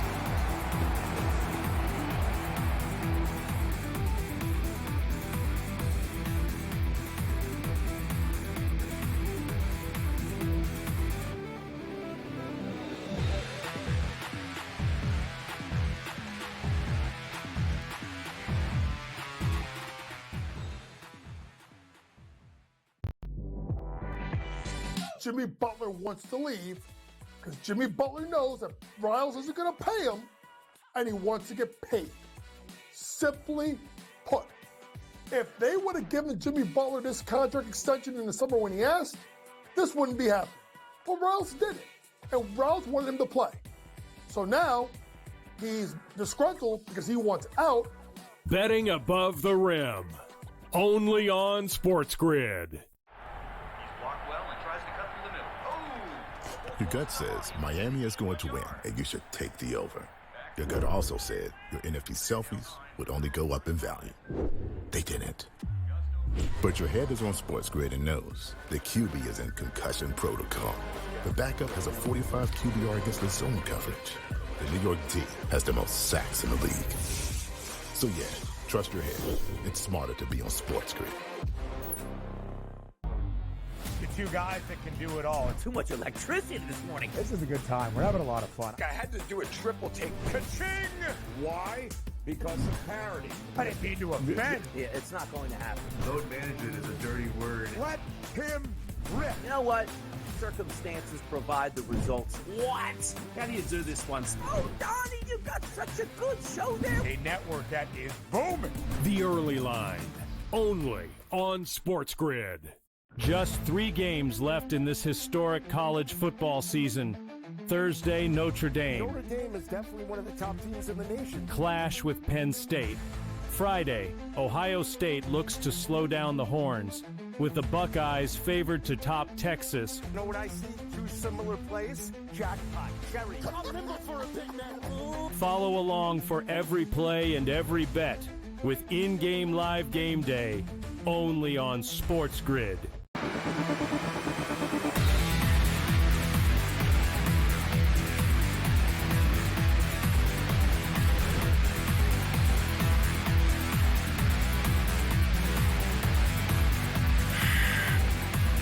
With just over 2 minutes remaining in the opening half of the Orange Bowl in our first of two college football playoff semifinals, Penn State has jumped out to a 10-0 lead over Notre Dame. Nick Singleton from 5 yards out, the first touchdown of the night. Now 2 consecutive scoring drives for the Nittany Lions that have taken up a lot of time and a lot of plays. A 14-play drive for a little less than 5 minutes that resulted in a field goal right there, Lisi Guy. 15 plays, 90 yards down the field, 7 minutes and 17 seconds that results in a rushing touchdown for Nick Singleton. It was pretty clear there in that third offensive possession for Penn State. Fourth offensive possession, they were trusting the ground game against a Notre Dame defense that had been on the field a ton throughout these opening 2 quarters. Offensive line, I'll give credit. Penn State's starting to do a fantastic job opening up holes. They got that defense running sideline to sideline. Again, when you're out there for extended periods of time against a big physical offensive line, after certain amount of plays, when you just keep going out there after 3 and outs, you start to wear down. So this is critical in terms of the second half. What adjustments does Marcus Freeman do in terms of the defensive side of the ball? They have to find ways, maybe run blitzes, shoot some linebackers in terms of gaps, stop the run immediately, and put that ball game back onto Drew Aller. But the only way you could do that, Ben, is if your offense helps you out and scores at least a field goal on this potential driver coming out of half. Otherwise, they're going to be blown out of this matchup. Notre Dame team total right now, 11.5, 12.5 when you look around. Tempting number. For me, though, where my action is right now in this game, Leonard throwing, I'm not running to it. I think if Notre Dame's going to get down into scoring territory, it's going to likely be with him throwing the football. Yeah. Some degree. Again, you got to remember, this isn't this isn't a normal quarterback prop. This isn't a Sunday player. It's a 164.5, 165.5 number. So there's definitely time to let this half develop here. But Penn State has 3 timeouts, and Penn State is going to want to get their offense back out on the field, if they can, obviously. Sure. So this becomes a super important drive because on the other end of it, Notre Dame can double up. Right. Notre Dame starts the second half of the football here, so any type of points is a great sign. And, Kev, we almost forget that in that first half between Notre Dame and Georgia, it was super tight as we got toward the end of that opening half. In the final 45 seconds, the strip sack of Gunnar Stockton as Georgia elected to throw it. With less than a minute remaining in the opening half, led to a touchdown pass from Riley Leonard to Bo Collins on a 13-yard strike 1 play later, and then opening kick of the second half, 98-yard house call for Jaden Harrison. Just like that, Notre Dame extended this to a 2-score game. Was too much for Georgia to mount a comeback. So a lot here for the Fighting Irish as they reach the 2-minute timeout here in the second quarter. Execution, right? Notre Dame had a few opportunities, and they were able to take advantage of those opportunities. They have another one here. There should be no panic. You are at the moment playing a completely one-dimensional football team. Right. You are familiar with that. Mm-hmm. Played both Navy and Army to varying degrees of success defensively. 5.2 yards, I believe it was, to Navy, around 3.6 to Army. So, again, now they lit those teams on fire with their own offense, right? They created some turnovers as well. They were opportunistic in that way. Notre Dame certainly could use one. Notre Dame had one. Came off the board. But if you are Notre Dame, you have to do it a little bit on your own, right? Yeah. You can't – it's not all going to be a strip sack, fumble, throw a pass for 7 yards and a touchdown. It's not going to be a kick return to the house. Notre Dame has to be able to do it a little bit on their own here now. This is a monster drive. It's second and short as well, Lisi. I'm curious to see that play call. Is it run, grab the first down, or is it let's get an explosive play? I think it's a run, get the first down, and then let's reset. Let's milk a little clock because, again, you don't want to give the ball back to Penn State with any time and 3 timeouts. But, again, I think it's, run the football, get the first down, let's reset, let's call the line and the play at the line of scrimmage. I'll say this. Second half adjustments were critical in terms of the win over Georgia. Granted, they had the lead, but still, that's one of the best teams in the country. No doubt. They had to make offense and defensive adjustments. So I believe in Marcus Freeman in terms of the second half. Penn State really hasn't had to do that. And I understand it was a 3-point game with Boise State, but they have led from start to finish in terms of the college football playoff. We're going to really see James Franklin on this day because he's going to have to make adjustments. We know Marcus Freeman's coming after him. The Nittany Lions closed as a very slight favorite, since 2022. Incredible, 34-1 straight up, 25-9-1 against the spread. But it's basically a pick'em in this game. By the way, on that touchdown drive for the Nittany Lions, 15 plays, 90 yards, 13 of the 15 plays on the ground. Big Ten football, baby. More here on SportsGrid next.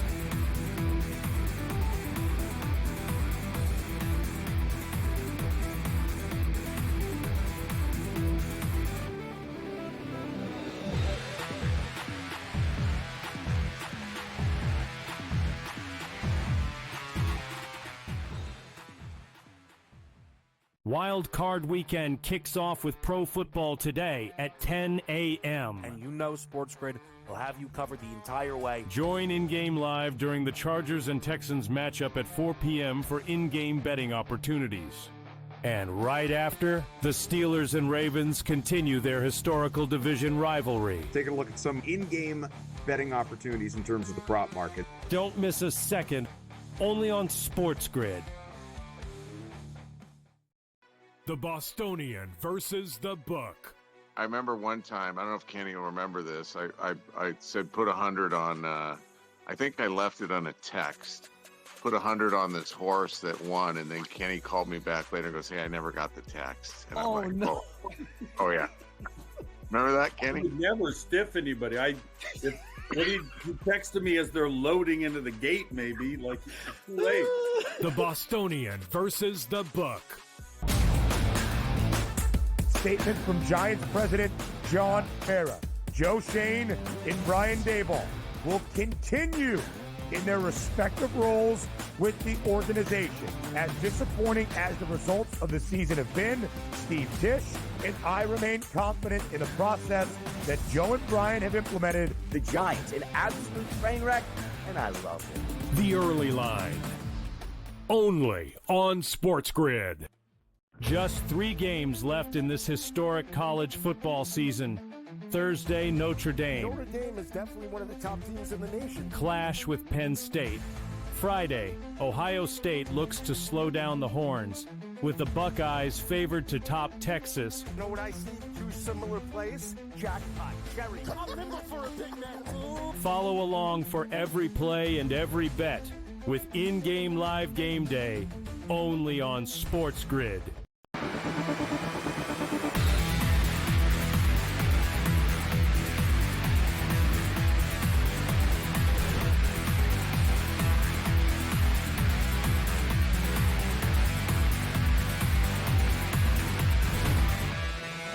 Some very big news in the final 90 seconds of the opening half at the Orange Bowl as Riley Leonard was trying to escape Penn State pressure. He was tackled to the ground, looked as though he slammed his head. When he got up, apparently to the referee, he looked a little bit woozy. He was taken off the field as being checked on the sideline. Steve Angeli now in for Notre Dame, a completed pass to Aeneas Williams for his first attempt of the night. But, Kev, a huge moment here in the final 90 seconds of this first half. Yeah, I mean, for me personally. Oh, my. Go get the block. Come on. Jordan Faison, get involved. This kid, Angeli, the Italiano. I mean, now. No, it ruins the game for me. There's no other way to call it. Notre Dame could still win. That is nothing to that. It's all right. Second half bets. Okay. Come on, Angeli. The most selfish human being when it comes to betting you've ever bet around in your life. Why? Second half bets. Okay. I have Riley Leonard bet 6 ways to Sunday. You're telling me him being in the 10's good for me. Well, I mean, that doesn't mean he can't come back.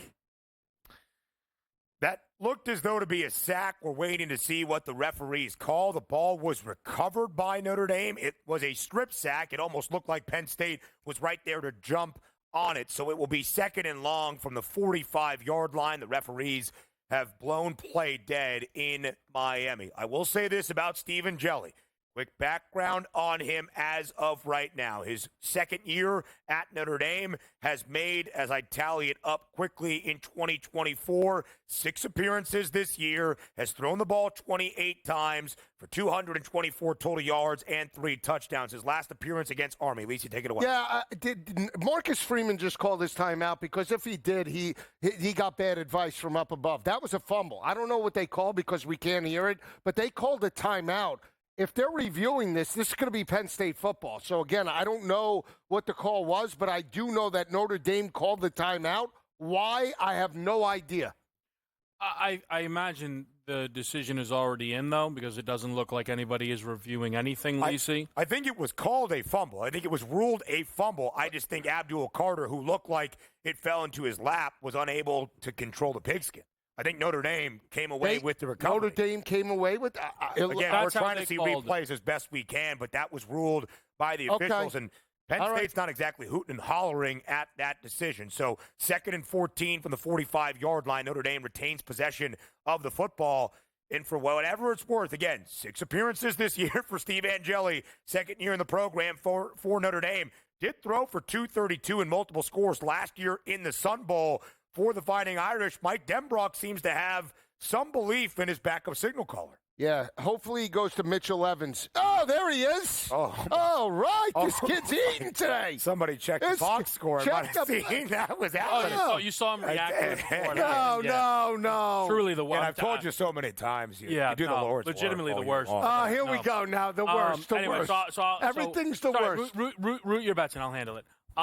So for Notre Dame, you lose your starting quarterback in part because you're out there right now with a banged-up offensive line. You lost your starting left tackle in this football game, which doesn't make things better. Agnelli almost lost the football with that backup left tackle getting beat on the play. So the whole thing is, again, a little bit messy right now for Notre Dame in that capacity. And we don't have any update on Riley Leonard. The cameras haven't hit the sideline so far. At all. Is he still in the tent? I don't know. I mean, we didn't see him go into the tent unless we missed it. No, I saw him go into the tent. He went with the team doctor, but they had his helmet. Haven't seen him come out. Haven't even seen an update in terms of like a shot on the tent. Nothing. Also worth mentioning, Lisa Guy. Do you know where Steve Angeli went to high school? No. Bergen Catholic. Oh! Pride of the Garden there State we go. from Crusader. Westfield, New There we go. Jersey. Does he know the Rizzler? Steve Angeli. All right.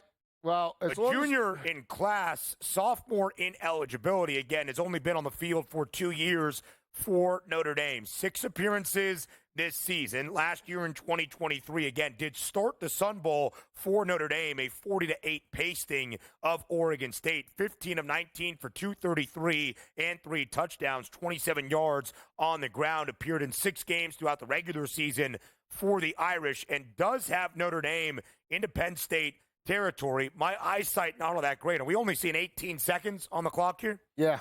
18 seconds, 3rd and 6. The Irish still retain 1 timeout at this moment. All you got to do, get positive yards. If you're Notre Dame, come away with a field goal. You readjust, you reassess at halftime. Yeah. Hopefully Riley Leonard's good to go. You come out of the 3rd quarter and you score, and this game's tied in terms of 10 up. That is the best game plan, but you have to come away with points. Don't turn the football over, and at the end of the day, take some positivity into the locker room. The largest spread we saw in this game live after Penn State scored with Nick Singleton to take that 10-0 lead was 9.5. Never got to double digits. Currently live at 7 and a hook in the live total, down by 12 points from our closing number at 33.5. So 20 ticks on the clock, 3rd and 6 for Notre Dame. Kev, would a field goal here for the Irish allow them to feel optimistic at the end of the opening half? Yeah, I think there's a world that they actually even run the football here on this 3rd and 6, just considering who's in at quarterback. You only have 1 timeout. He already took a sack. That could have been a turnover. Sure. They were very lucky it was not. I mean, what are we? Goodness gracious. The undiscipline of a dirty Penn State team showing right there. I don't think anybody was drawn off. I think they were just eager to try to jump the snap as best they could. We do have a flag on the field, 3rd and 6. Something at the line of scrimmage. Mitchell Evans reacting for a moment as though it was going to be positive for the Fighting Irish. We'll let you know what the penalty is. Yeah, so if it's a penalty on Notre Dame, they'll be at the 30, right? Roughly like offsides, Penn State. So now it's what, 3rd down? 3rd and 1. All right, so they pick up the first down. They have a timeout. You take a couple of shots at the end zone? You have to, right? Do you, though? Yes, you theoretically have to. You have an offense. Terms. This is your best field position right now, and Angeli's in a rhythm, right? I let him roll the dice. You're on inside the 20-yard line right now. You pick up the first down. You call the timeout. I would at least take one shot at the end zone, Kev. You let him go. Yeah, I think it's again. It's very tough though because now you have a 3rd and 1. If you had 2 timeouts, you'd want to run here. Honestly, if you could still run here. Yeah, but they have to use the timeout probably. Right, and then unless take you want to spike the football, or take 2, or the clock's going to stop if they get the first down. So you could spike it if you want on a run here. I would get the first down, run it, and then take a shot at the end zone. All right. Get out of bounds. Get out of bounds. Angeli connects once again, finding his favorite receiver on this possession out of the backfield. That would be Aeneas Williams, the 3rd string running back, but of course has been a heavy factor for this Irish offense all season long. Notre Dame now into Penn State's red zone at the 15-yard line, a new set of sticks. Yeah, I would take a shot. Again, I would have one-on-one opportunity on the outside. Again, you're inside the 20. You got a first down. And again, they have shown a lot of confidence in Steve Angeli throughout this possession. He does not look scared. He does not look timid in the moment. Got man-to-man he coverage has as many up top. completions here, Lisi, guys, 6, as Riley Leonard has all game long, but that is the danger of dropping back as Angeli taken to the turf by Penn State. We are in the final 10 seconds, and it seems as though Marcus Freeman will call his final timeout with just 2 ticks remaining in this opening half to settle for a field goal. Yeah. This is, you can't do that, right? At that, not on Angeli. It's on the right tackle. Gets absolutely abused by Abdul Carter. He's eating right now. Offensive line's quarterback in. Abdul Carter is essentially going to get moved up. Yeah. If like draft slots on this game alone, and you're going with no additional protection, no chips, no nothing. You're getting what you asked for right now if you're Notre Dame. The Orange Bowl continues, closing seconds of that first half.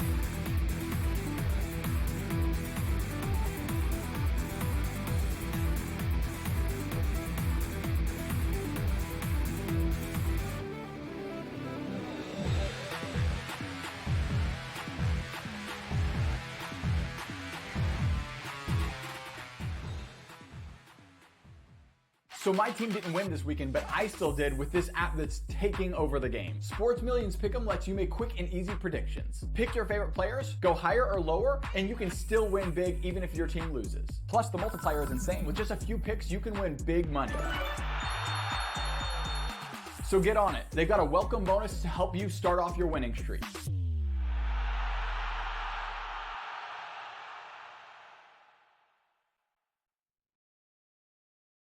Anyone that's been to a sporting event, the atmosphere before a game, I think Game Time Decisions has that same exact atmosphere.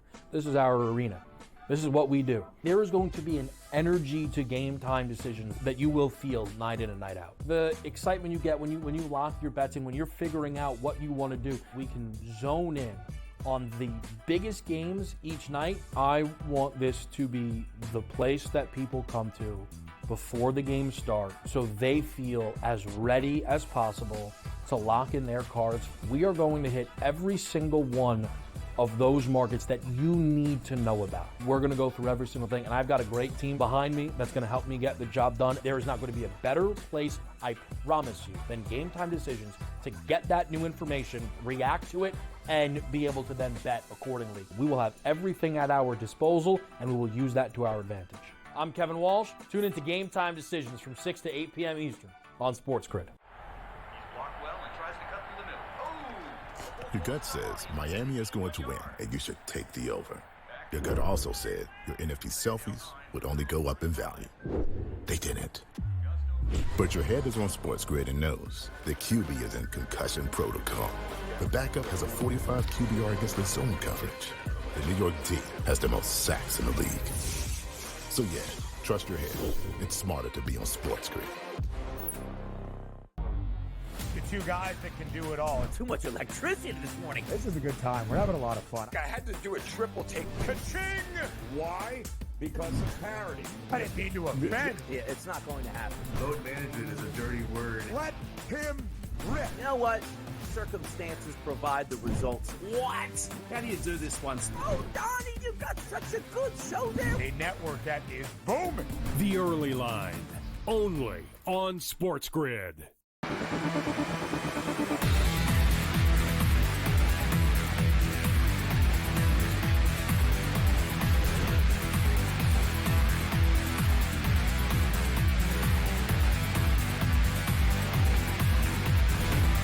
We welcome you back to In-Game Live, Game Day Live right here on SportsGrid. It's the College Football Today crew for our CFP semifinal special. We are now at the half at the Orange Bowl. After one half in Miami, Penn State leads by a touchdown, 10-3. On the final play of the second quarter, Mitch Jeter drilling a field goal for Notre Dame to get the Irish on the board to cut in to that deficit. It was double digits. It is now just a single score. 7-point advantage for Penn State. Lisi Guy, now we look at those live numbers. Spread, money line, total here at the break. Penn State is a live 7.5-point favorite. Pre-game, they were a live 1.5 favorite. Total before the game, 45 and a hook. It is down by double digits to 35.5. How would you assess the end of the opening half for Notre Dame with the backup Steve Angeli in for the injured Riley Leonard? Well, I think positive in the sense of they scored points, right? They were able to move the football in the passing attack. If it is Angeli in the second half of this game, you got to feel confident that he can handle the pressure and move the football. I think would have to go, in my opinion, a little bit up-tempo to take the pressure off the offensive line because of how much pressure Abdul Carter and that front seven's getting, right? Neutralize them, run a little tempo, see if you could score at least a field goal or a touchdown coming out of half, get this game back to even, and then it's game on. Again, they're going to have to make adjustments, Penn State is, right? I don't know if they're going to have as much success running the football in the second half. Drew Allers looked mortal, right? I mean, we made him out to be this NFL draft pick. He hasn't lived up to expectation. It's up to Notre Dame, Kev, to put that game back on Drew Allers' arm. Yeah, which is going to be a lot more difficult, right, when you consider the score of the game. Yeah. You know, the world where Allers forced to throw is a long ways away for Notre Dame. Again, even if they come out and score, it's a tied football game, so Penn State and their ground game will be fresh and hungry by the time it gets back out on the field. I think for Notre Dame, we have no props right now. Anything tied to the Irish. Right. It gets very odd because, to me, as somebody who felt that Leonard would throw coming into this game, I don't think anybody would argue Notre Dame's best path to success is throwing the football within this matchup. But now Notre Dame may be going to a backup quarterback. I understand, the tweets fly, as they always do. Oh, they look better with Agnelli. Again, it's all right, sure, whatever you want. But no, they don't. Otherwise, he'd be the starting quarterback, quite frankly. So for Notre Dame, who's now down 7 in the semifinal without their starting left tackle, could be going to a backup quarterback. That is going to put things in disarray. We may not see props come out then again on Notre Dame because the books are already trying to figure out how to book an injured running back room. This is a really unfortunate thing, but Notre Dame right now isn't Notre Dame out there. Like, I know Abdul Carter was banged up. He was nowhere near as injured as they were saying. Yeah. That's college football, though. They like to mess around with everything. Jordan Love thinks he's in college football with that update the other day, where Notre Dame's superstar running back can hardly move. Their quarterback may not be out there. Their emerging left tackle isn't out there. And the list goes on throughout some other aspects of it now. So it's hard for me to jump and bet this football game right now. I hate to say it. If I had to take something, it would probably just be the under, because Notre Dame's offense might struggle to move it, and Penn State's offense has no interest in doing anything other than running. And that updated over-under at the half is 33 and a hook. Again, down from where it was pregame, 45 and a half, as Penn State holds a 10-3 lead at the break. You see it's available right now. A lot of those numbers are moving. We saw just a flurry on the money line price for Penn State We await the update, of course, on Riley Leonard. As the broadcast went to the half, Marcus Freeman was asked by sideline reporter Molly McGrath about the status of his starting quarterback. He said he had not received an update yet. They would check on Leonard in the locker room. Of course, if Leonard is unable to go, it will be Steve Angeli, the sophomore from Westfield, New Jersey, the pride of Bergen Catholic, who has been good throughout his time at Notre Dame. But, of course, it is a different offensive scheme. And, Kev, to your point, we heard Freeman mention it there. Riley Leonard presents not just the ability to throw the ball, but also run it. And that can be a lethal combination. Right now in the opening half, Leonard, 6 of 11, 63 yards, INT on that only possession, filling in for the injured Riley Leonard. Angeli, 6 of 7, 44 yards, leading Notre Dame to its first score of the night. Notre Dame will know what the status is of their quarterback room before any of us do. They are talking it over right now in that halftime locker room. If it is Angeli, what can this offense do to try to attack Penn State? And they have to throw the football. The offensive line's banged up. The star running back is banged. They have to throw the ball. And you can throw the ball. Like Tom Brady used to just check down. It's fine. Yeah. You can do that, right? Like Pat Mahomes is basically not even good anymore. He just throws what's right in front of him. So, again, I'm not trying to say that Kelly is Brady or Mahomes, but not everything has to be down the field. Not everything has to be aggressive, right? But what you want to be able to do is just move the sticks. That is sometimes, I think, the thing that's lost on people when it's like, you got to establish the run. No, you don't. A great run goes for 5 yards. A bad pass goes for 5 yards. Yeah. So for Notre Dame, whether it is Leonard, which I hope it is, obviously, this game is already probably ruined for me. It is what it is. But whether it's Agnelli, they have to throw the football. No, I agree. But I'll just say this. He had his helmet running into the locker room. Again, when it's a concussion and they're out of the game, the training staff takes away the helmet. So, again, he had the helmet on his head. He ran into the locker room. I think that's more positive than it is negative. I'm not a doctor. But, again, we've seen it in the NFL. When these guys are labeled out of the game, the training staff takes away the helmet. They're not even allowed back with that. So, again, I'm assuming that Riley Leonard will come back for the second half. As soon as we have an update on Leonard's status for the second half of the Orange Bowl against Penn State, we will bring it to you. Marcus Freeman also mentioned that regardless of who the QB is for these final two quarters, Notre Dame must run the football better. 13 carries as a team for 15 yards. Angeli was sacked twice in his only possession of this game. Meanwhile, for Penn State, they found success on the ground in that second quarter. 26 rushing attempts as a team, 141 yards. The two-headed monster in the backfield has been exactly that. Katron Allen, 63 yards. Nick Singleton, 52 yards and a touchdown. We are at the half of the Orange Bowl in South Florida. The numbers you need to know up next.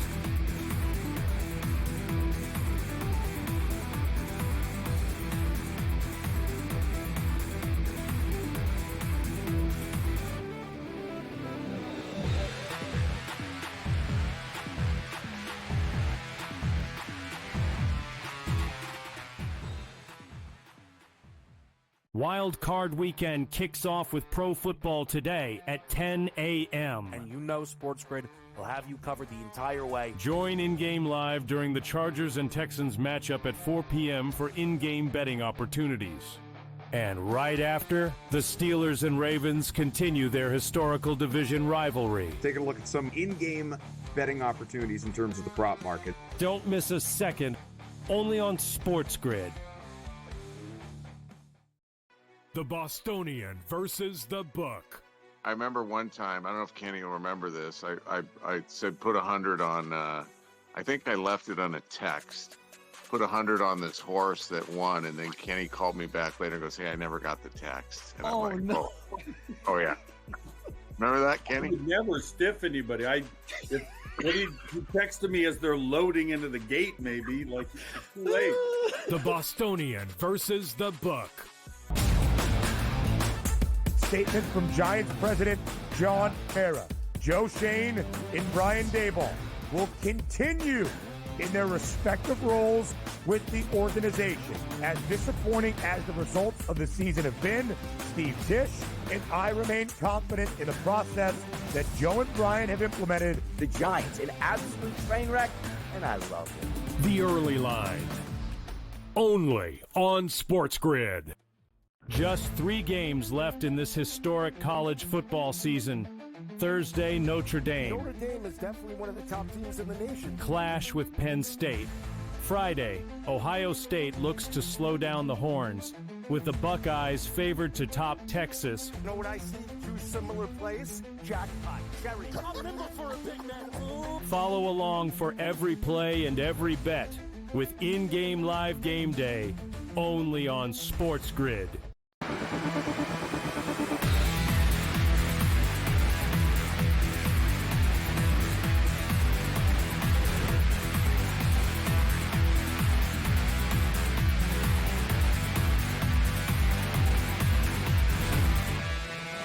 The first half of our first college football playoff semifinal in the first ever 12-team CFP is at the halftime break. Penn State leads 10-3 at the Orange Bowl over Notre Dame. The Nittany Lions closed as an ever-so-slight moneyline favorite before we got to kick tonight in South Florida with the touchdown lead at the half. It is a 7.5-point spread live in favor of Penn State. Our total stands at 33 and a hook. To either of you, feel free to take this wherever you would like. From those live numbers, 7.5-point spread in favor of the Nittany Lions, over-under standing at 33 and a hook. With the status of Riley Leonard uncertain for these final 2 quarters, is there any bet you would like to make now at the half? Well, I'm sitting on Mitchell Evans. I didn't touch him, but I did take a shot on the over. I double-dipped at 33.5.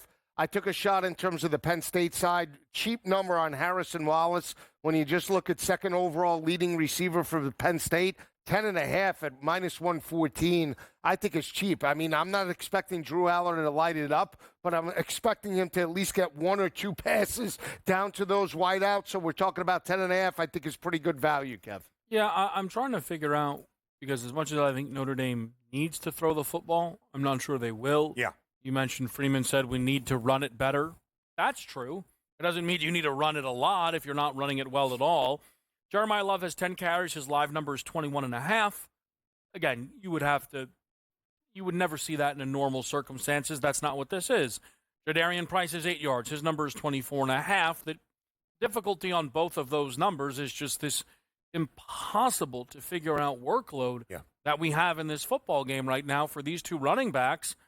And again, add on top of that, Riley Leonard's typical involvement in the rush attack, not only himself taking up carries, but him making life easier on Price and Love, because players have to stay disciplined and respect the quarterback mobility on certain play calls there. So I am very tempted by the Jeremiah Love number at 21.5. I mean, you're talking about 12 yards for an incredibly explosive back. I know he's lost a touch of that explosiveness, but how many carries do I need in the second half to feel like I've made a good wager? And here's the thing. If it is Agnelli, I would want to make that bet. Yeah. Because I don't think Notre Dame's going to let him throw as much as they probably should. If it's Leonard, I'm a little more reserved. And interestingly, I'm actually more interested in Price. There's a pride, there's a macho-ness that comes to football at times. And if Leonard can't go, Love might be like, listen, man, let me just give everything I have on that field, and I'll deal with the repercussions post-game. And maybe all of a sudden we get 5 carries out of Jeremiah Love, which should result in 12 yards. You also mentioned the game flow. It is just a single score. Notre Dame scored on its final offensive possession, hoping to go 2 for 1 as they get the football out of the half to begin the third quarter. But just because it's a single score and only a 7-point difference, this touchdown could be in dog years. It feels like Notre Dame, especially with a backup quarterback, if it is Steve Angeli, is really playing from behind. And if the Irish cannot score on this opening offensive possession, that is going to set up Penn State to run the football, which they did with overwhelming success on their final offensive drive of the opening half. A 15-play, 90-yard, more than 7-minute drive that resulted in a touchdown. 13 of those 15 offensive plays were on the ground. Again, Katron Allen, 13 carries, 63 yards. Nick Singleton, 10 carries, 52 yards, and that 5-yard touchdown run that has put Penn State up by 7 points. And Kev, the offensive game flow is also going to be incredibly important, even with Riley Leonard. Notre Dame playing from behind now, which is not a position we have seen them in so far throughout the college football playoff. Yeah, this is just a very odd spot, though, because we're not getting any updates around Riley Leonard. Right. I understand that that's sometimes how things are, but this is the biggest stage, and it's hard for us to make a lot of moves here on the desk until we get those updates. And it's also difficult because nobody knows how long the college football halftime is. I mean, nobody knows. Yeah, no, it is. It's definitely 3 times longer than the NFL. It might be 10 o'clock by the time we hit the field. Yeah. I think we'll still be at the half after our next commercial break, and we're coming up on the break in just about 40 seconds. So again, Penn State leads 10-3 at the half of the Orange Bowl. They are a live 7.5-point favorite. Live total stands at 33 and a hook. Lisa, guy, you mentioned Penn State on the other side. Harrison Wallace looking at his live receiving yards prop, live passing yards prop for Drew Aller, who has struggled in the first 2 quarters, 5 of 13 for 53 yards. That live number through the air for Penn State's QB, 122.5. He might not have to do a ton in the second. More at the half of the Orange Bowl on the other side of the break on SportsGrid.